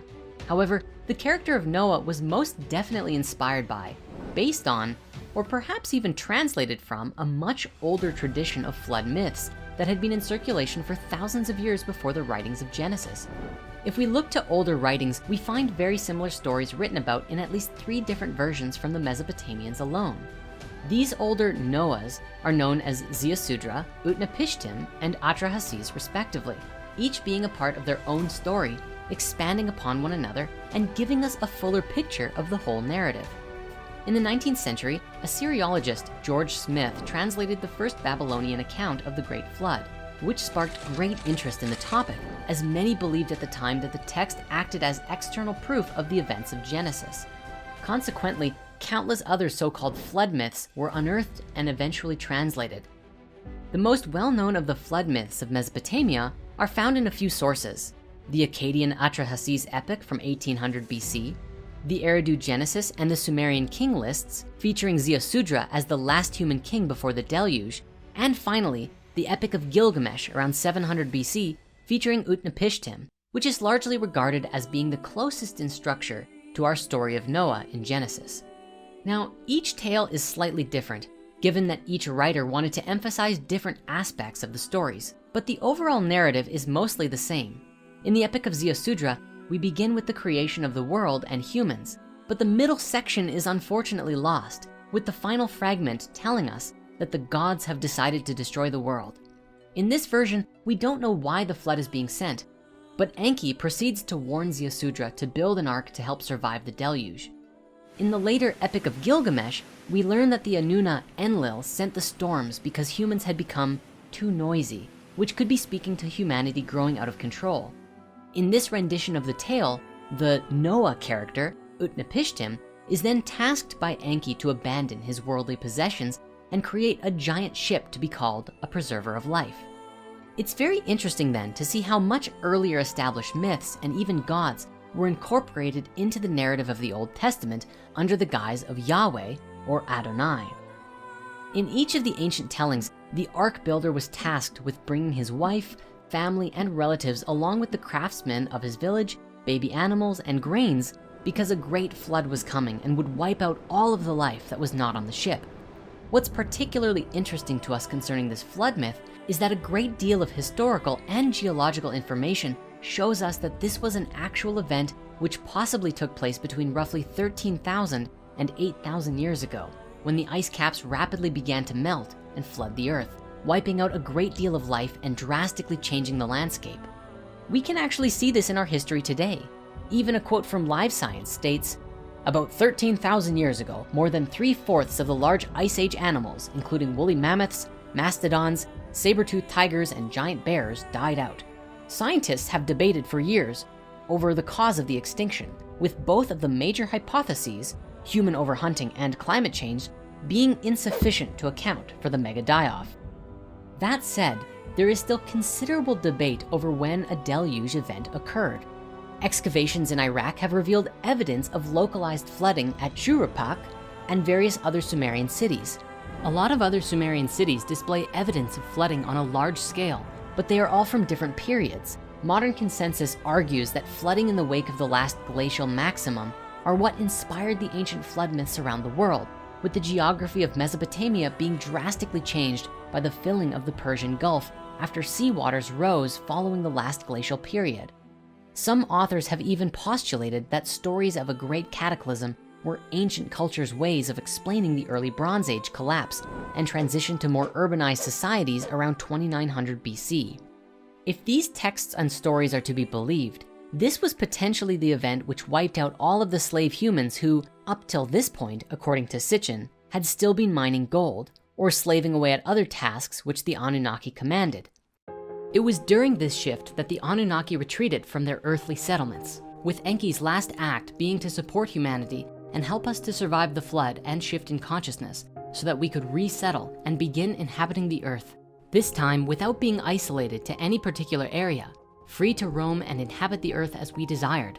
It is believed that about 6,000 years later, they delivered information and wisdom of their existence to humanity through a messenger, seeding ancient Sumer with knowledge of their species and human origins. Curiously, the legend of a massive flood is actually not exclusive to Middle Eastern mythologies, but in fact is written about all over the world in countless different ideologies and cultures. In China, we see a story of a great flood that supposedly lasted for 2 generations, wiping out everyone save for those who moved to live in the mountains. In Central and South America, there are a number of ancient myths of floods wiping out almost all of the people, save for a scarce few who repopulate the earth. And as we looked at, there are even several stories across Mesopotamia, which all share a similar common thread. We actually don't have enough time in this singular video to explore all of the flood myths of the world, because we would probably be here for hours just on that one topic alone. Generally, in most of the flood stories, it is the gods or a specific god who brings the flood to wipe out humanity, either to start over or because we have displeased them somehow. For those interested in really diving into the various accounts, however, Graham Hancock has explored the world flood myths to an exceptional detail in his book, Fingerprints of the Gods, which again, we highly recommend reading. And speaking to this, there is an even more prevalent theory that brings all of these stories together and describes similar global events in history when the ice caps melted and the water rose tremendously, wiping out all, or most, of life. Geologists agree that by 8,000 BC, the great Wisconsin and Worm ice caps had retreated. The Ice Age was over. It has been postulated that the deluge myth in North America may be based on a sudden rise in sea levels caused by the rapid draining of prehistoric Lake Agassiz at the end of the last ice age about 8,400 years ago.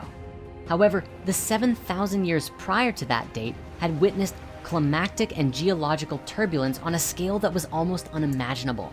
The few scattered traces of surviving humans must have led lives of constant terror and confusion, with periods of time filled with violent floods and climatic changes. The bulk of the animal extinctions took place between 11,000 and 9,000 BC, when there were violent and unexplained fluctuations of climate, which geologist John Imbrie has called a climatic revolution. Now, there is a very interesting theory about exactly how this whole thing took place and what it means for us today. To share this theory, we've borrowed a clip from our friends at Gaia from one of our favorite series, Ancient Civilizations, featuring Graham Hancock, Greg Braden, and a ton of other experts as they help to decipher the clues of the ancient past.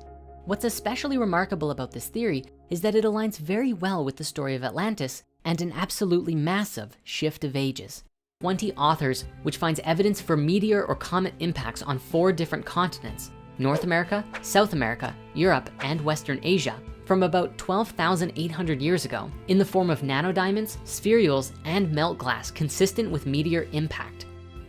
Randall Carlson is a PhD who incorporated the dating of Göbekli Tepe with geological evidence which suggests global flooding. He wrote that if an impact actually hit and there was a cataclysm, you could easily see how an effect of that magnitude would destabilize the Earth for perhaps 1,000 years or so. It's after this window of time that the Younger Dryas geological records shows an abrupt change in climate that we date Göbekli Tepe.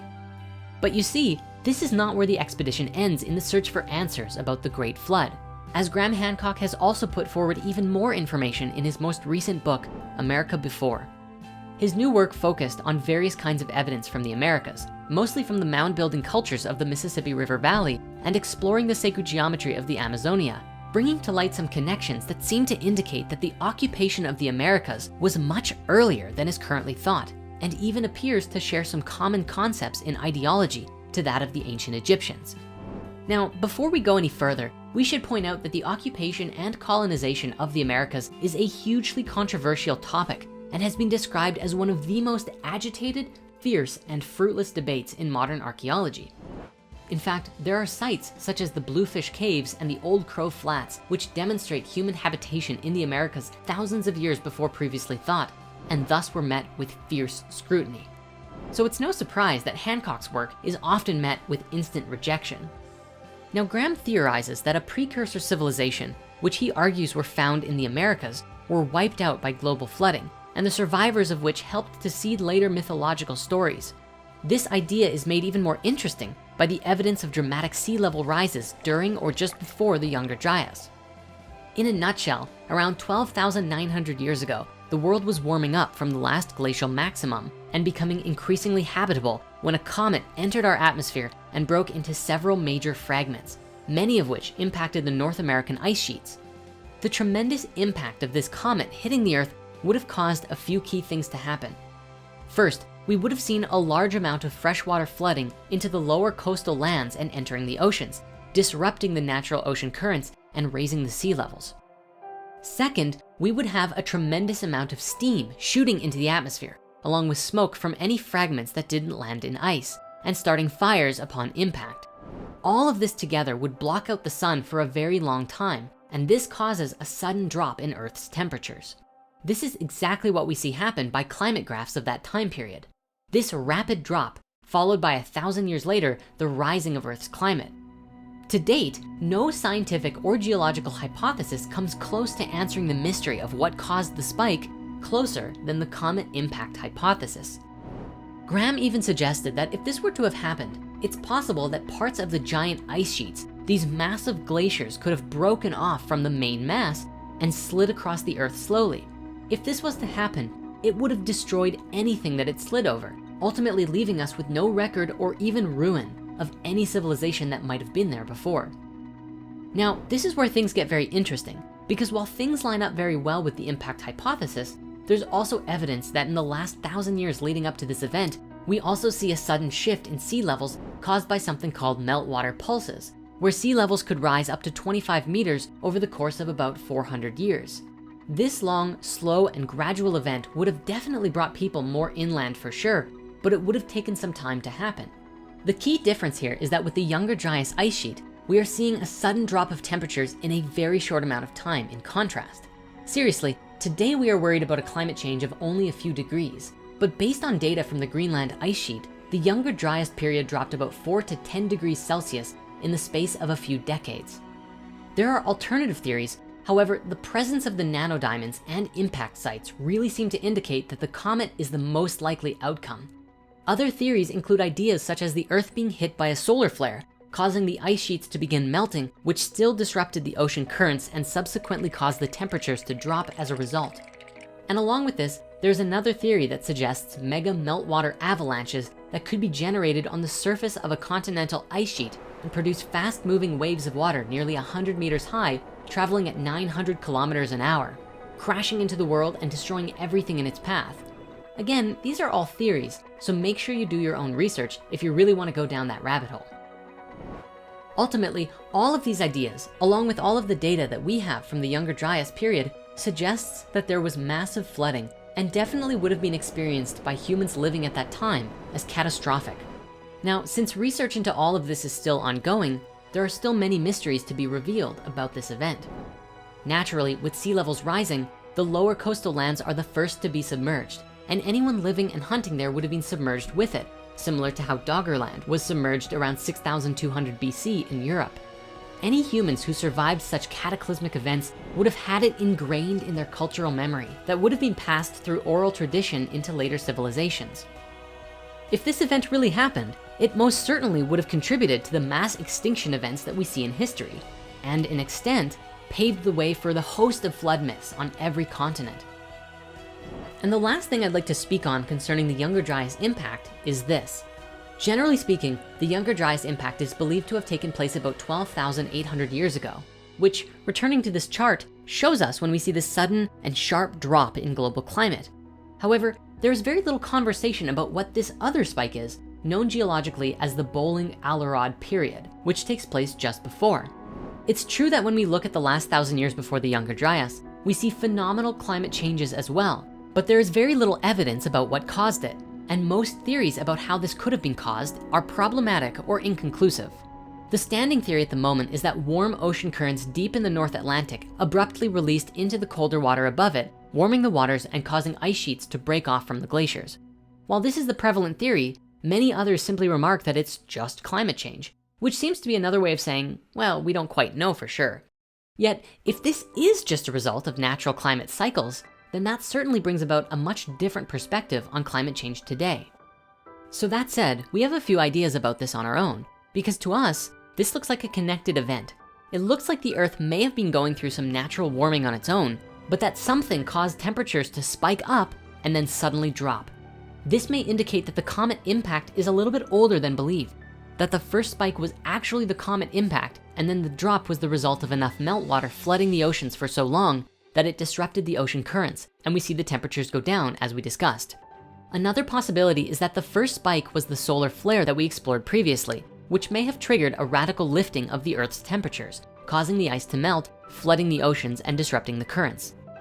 If this is true, then perhaps a comet is not necessary in the equation. However, it's worth mentioning that the nanodiamonds seem to indicate that there was a comet in Earth's recent history. It's possible that there are other causes of such a spike too. If we look to ancient India, we find stories of the Astra or the Brahmastra superweapons. However, before we can explore and discuss these superweapons or where they fit into our ancient past, we must return to the subject of Göbekli Tepe. This site is compelling archaeological evidence that now dates human civilization back to nearly 12,000 years ago, around roughly 9,000 BCE. What puzzles archaeologists and historians alike was the previous assumption that stratified and complex civilizations did not emerge until around the time of Sumer, about 7,000 years ago.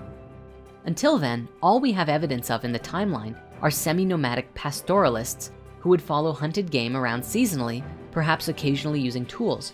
Instances of monumental architecture are extremely rare, even though we have cases such as Cahokia in the Mississippi River Valley and a supposed city of hunter-gatherers. The the general consensus is a distinct lack of the social organization required to build and maintain complex ritual sites. Even more interestingly, the timeline arguably lines up with a certain theory about the date of the construction of the Sphinx in ancient Egypt. Robert Schoch is responsible for identifying what he believes are wear patterns on the Sphinx that he has labeled as water erosion. But there were no great storms in ancient Egypt 4,000 or 5,000 years ago. But if you go back 12,000 years ago, there was heavy rainfall in that region, where in the Holocene, the region was much greener and wetter than it is now. Now, the Sphinx erosion theory was met with great skepticism. Dr. Zahi Hawass, head of the Egyptian Board of Antiquities, said at the time, "Of course it is not possible for one reason. No single artifact, no single inscription or pottery or anything has been found until now in any place to predate the Egyptian civilization more than 5,000 years ago." This was a common belief back then, since the earliest signs of megalithic construction were only 5,000 years old. But the discovery and dating of Göbekli Tepe proves that structures were being built around 12,000 years ago in one form or another. While a lot of work has been done to try and disprove the Sphinx water theory, such as limestone analysis and contextual orientation, what if there really was something even more ancient about the Sphinx? The Sphinx has fascinated people since Cleopatra's times. There are inscriptions from as far back as Ptolemaic Egypt of excavations unearthing the Sphinx in the search for hidden passages. And even today, the mystery of the Sphinx persists. We have no idea what it is, what it's for, and there is nothing we have found that's like the Sphinx at Giza. Who built it? Why? How? Mainstream academics believe it was built in the time of Khafre, based on the likeness of the head and similarity of the temple of the Sphinx, but other anomalies persist. The most basic mystery regarding the Sphinx is how it's missing from the Egyptian records. Egyptians loved to write hieroglyphs. We have writings talking about the purchasing of materials and construction of pyramids, divorce records. There's even a record about how one day there was a woman disgruntled by a piece of bread who tried to fight the traitor. Seriously, meticulous records, including records for all of the temples. Yet no records exist from ancient Egypt about the building of the Sphinx. They just don't exist, not a single word about it in the written records. One thing we do know from an inscription on the ancient Egyptian artifact, the Dream Speller, is that the pharaoh Khafre, who today many believe built the Sphinx, claims that he himself discovered the Sphinx buried in the sand and had his temple built around it. Not only that, but the Sphinx also lines up with the sun for the spring equinox, and the constellation housing the sun circa 5,000 years ago is Taurus. But 9,000 BC, or 11,000 years ago, we see Leo in the sky, which may be another clue as to when the Sphinx was actually built. Despite the discovery of Göbekli Tepe, Robert Schoch's erosion hypothesis, and the constellation alignment, not to mention with the Sphinx's construction missing from the records, many modern scientists remain skeptical and critical of these arguments. While we will admit, if it was just one anomaly, maybe it would seem like a pretty crazy idea. But when you put all of the anomalies together, they do seem to add up. All of the evidence we have explored was known about before Göbekli Tepe was discovered. But most scientists argued that it was preposterous since no other megalithic sites were made this far back. But thanks to the discovery of Göbekli Tepe, the idea that the Sphinx is older than we thought is starting to be thought about more often. The construction of Göbekli Tepe would then be attributed to survivors of the catastrophe who passed on their advanced knowledge to human tribes set back from the massive natural disaster. This is especially made curious by the legendary carvings of the handbags of the gods.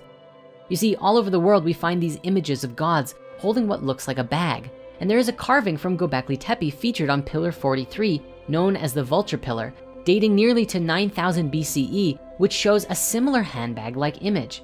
It has left many to ponder their connection, and some even believe that the handbag is a sign of the gods bestowing the seeds of knowledge of civilization to humanity.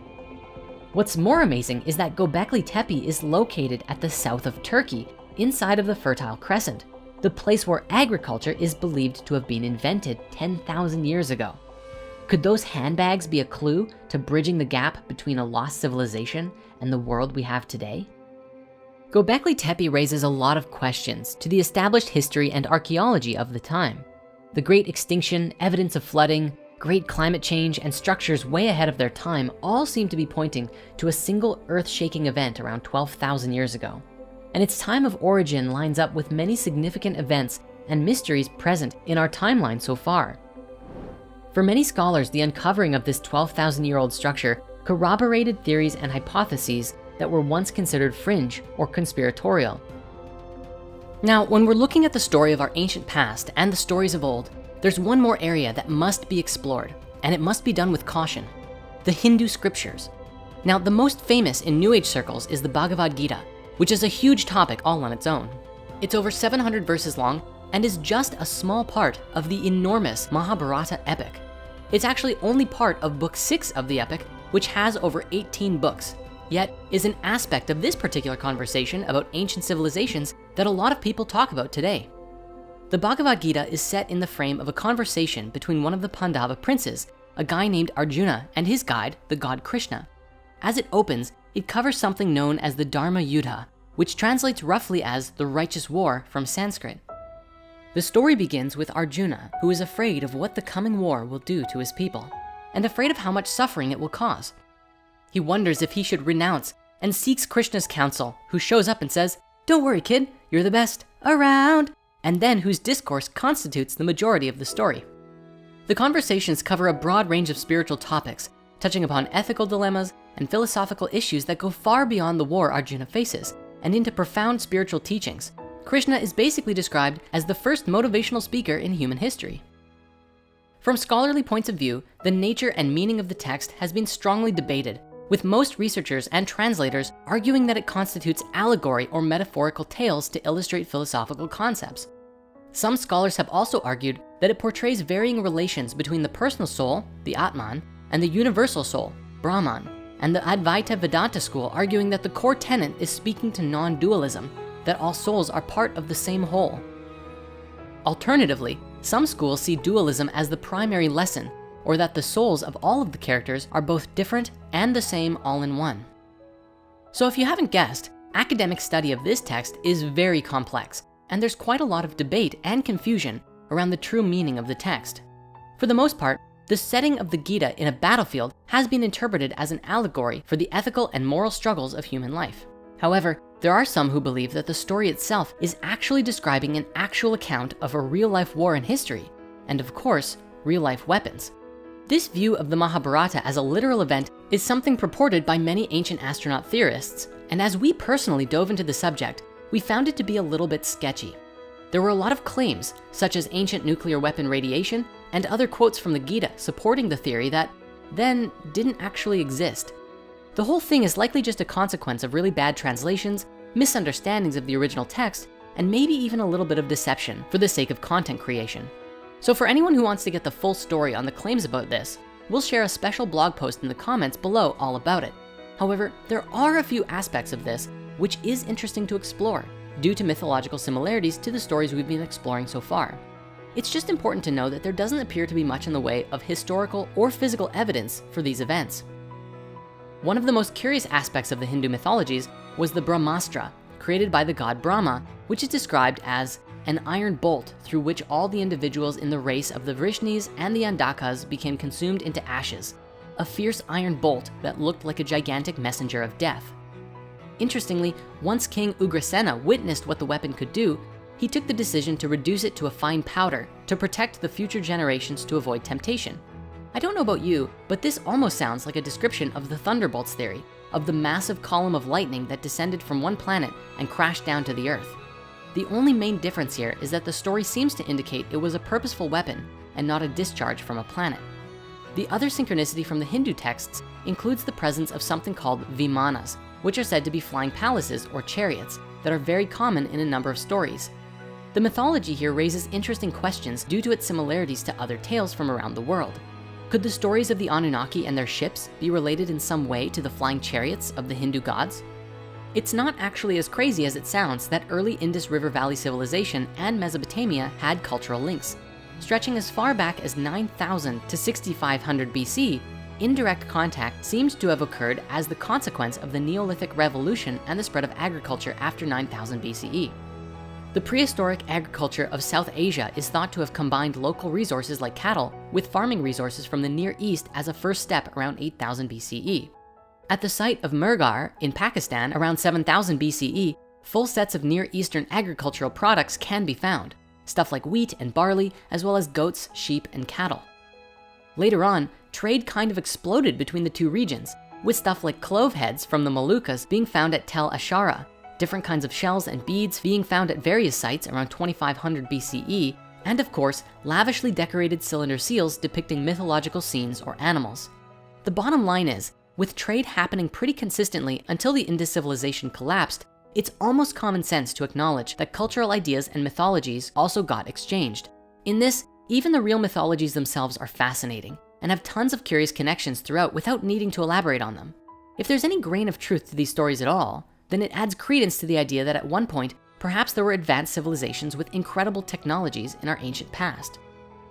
Now, looking at our story regarding the fall of Atlantis and the influence of these other beings in the Mesopotamian accounts, it appears that countless cultures have been influenced by these Near Eastern schools of thought, from the Persians to the Greeks. And even much later, it appears as though the Judeo-Christian religions all seem to stem from each other like branches of a tree. But what about the people across the rest of the world? In this historical theory, it suggests that there were still civilizations existing elsewhere on the earth at the time of the fall, because when the inhabitants of Mu left their home, not all of them went to Atlantis. Some moved to the continents we call the Americas, and others went to Asia.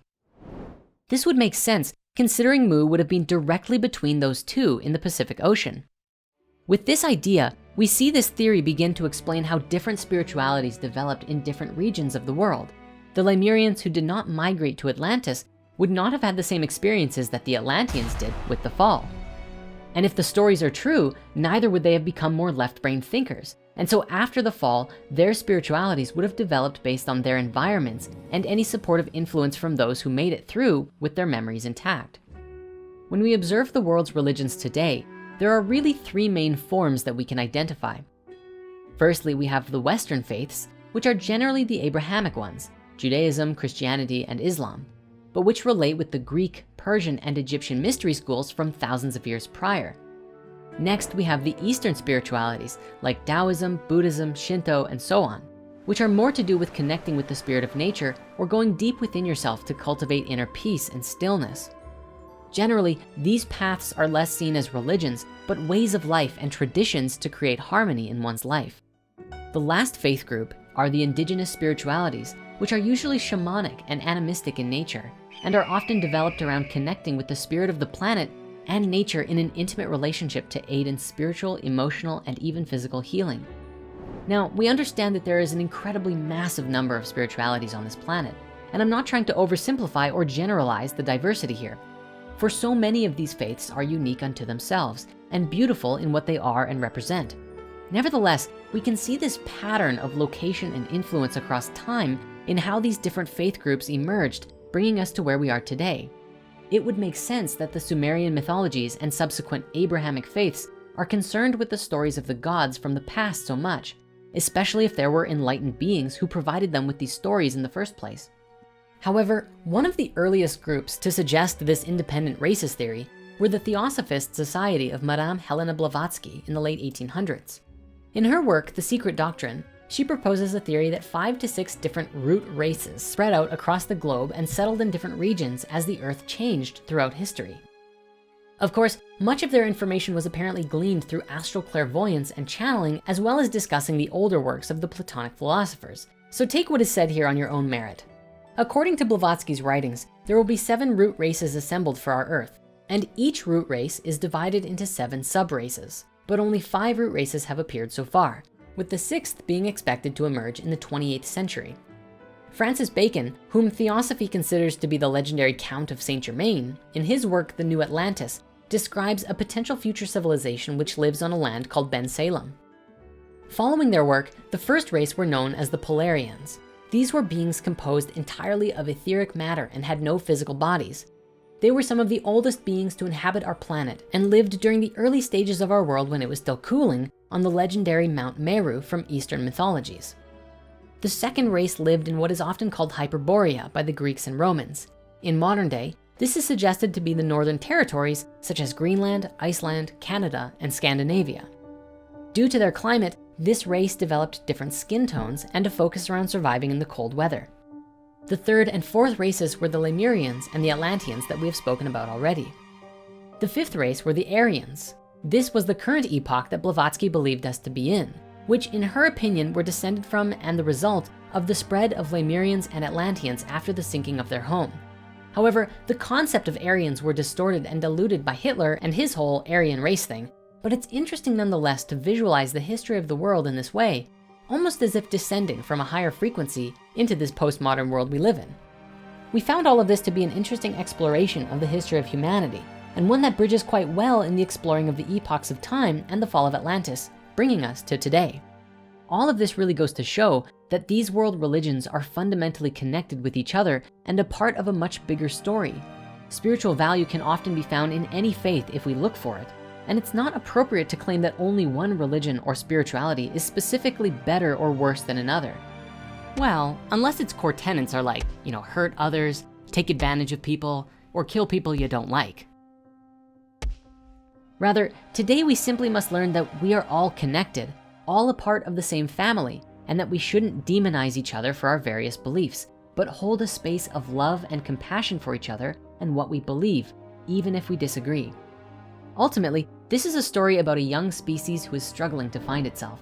We are learning the nature about who we are and recognizing that there might be a lot more to our origins than what we have been led to believe so far. And as fate would have it, there was an event that took place in history that dramatically changed the course of our history and shaped our world to be what it is today. If you want to continue this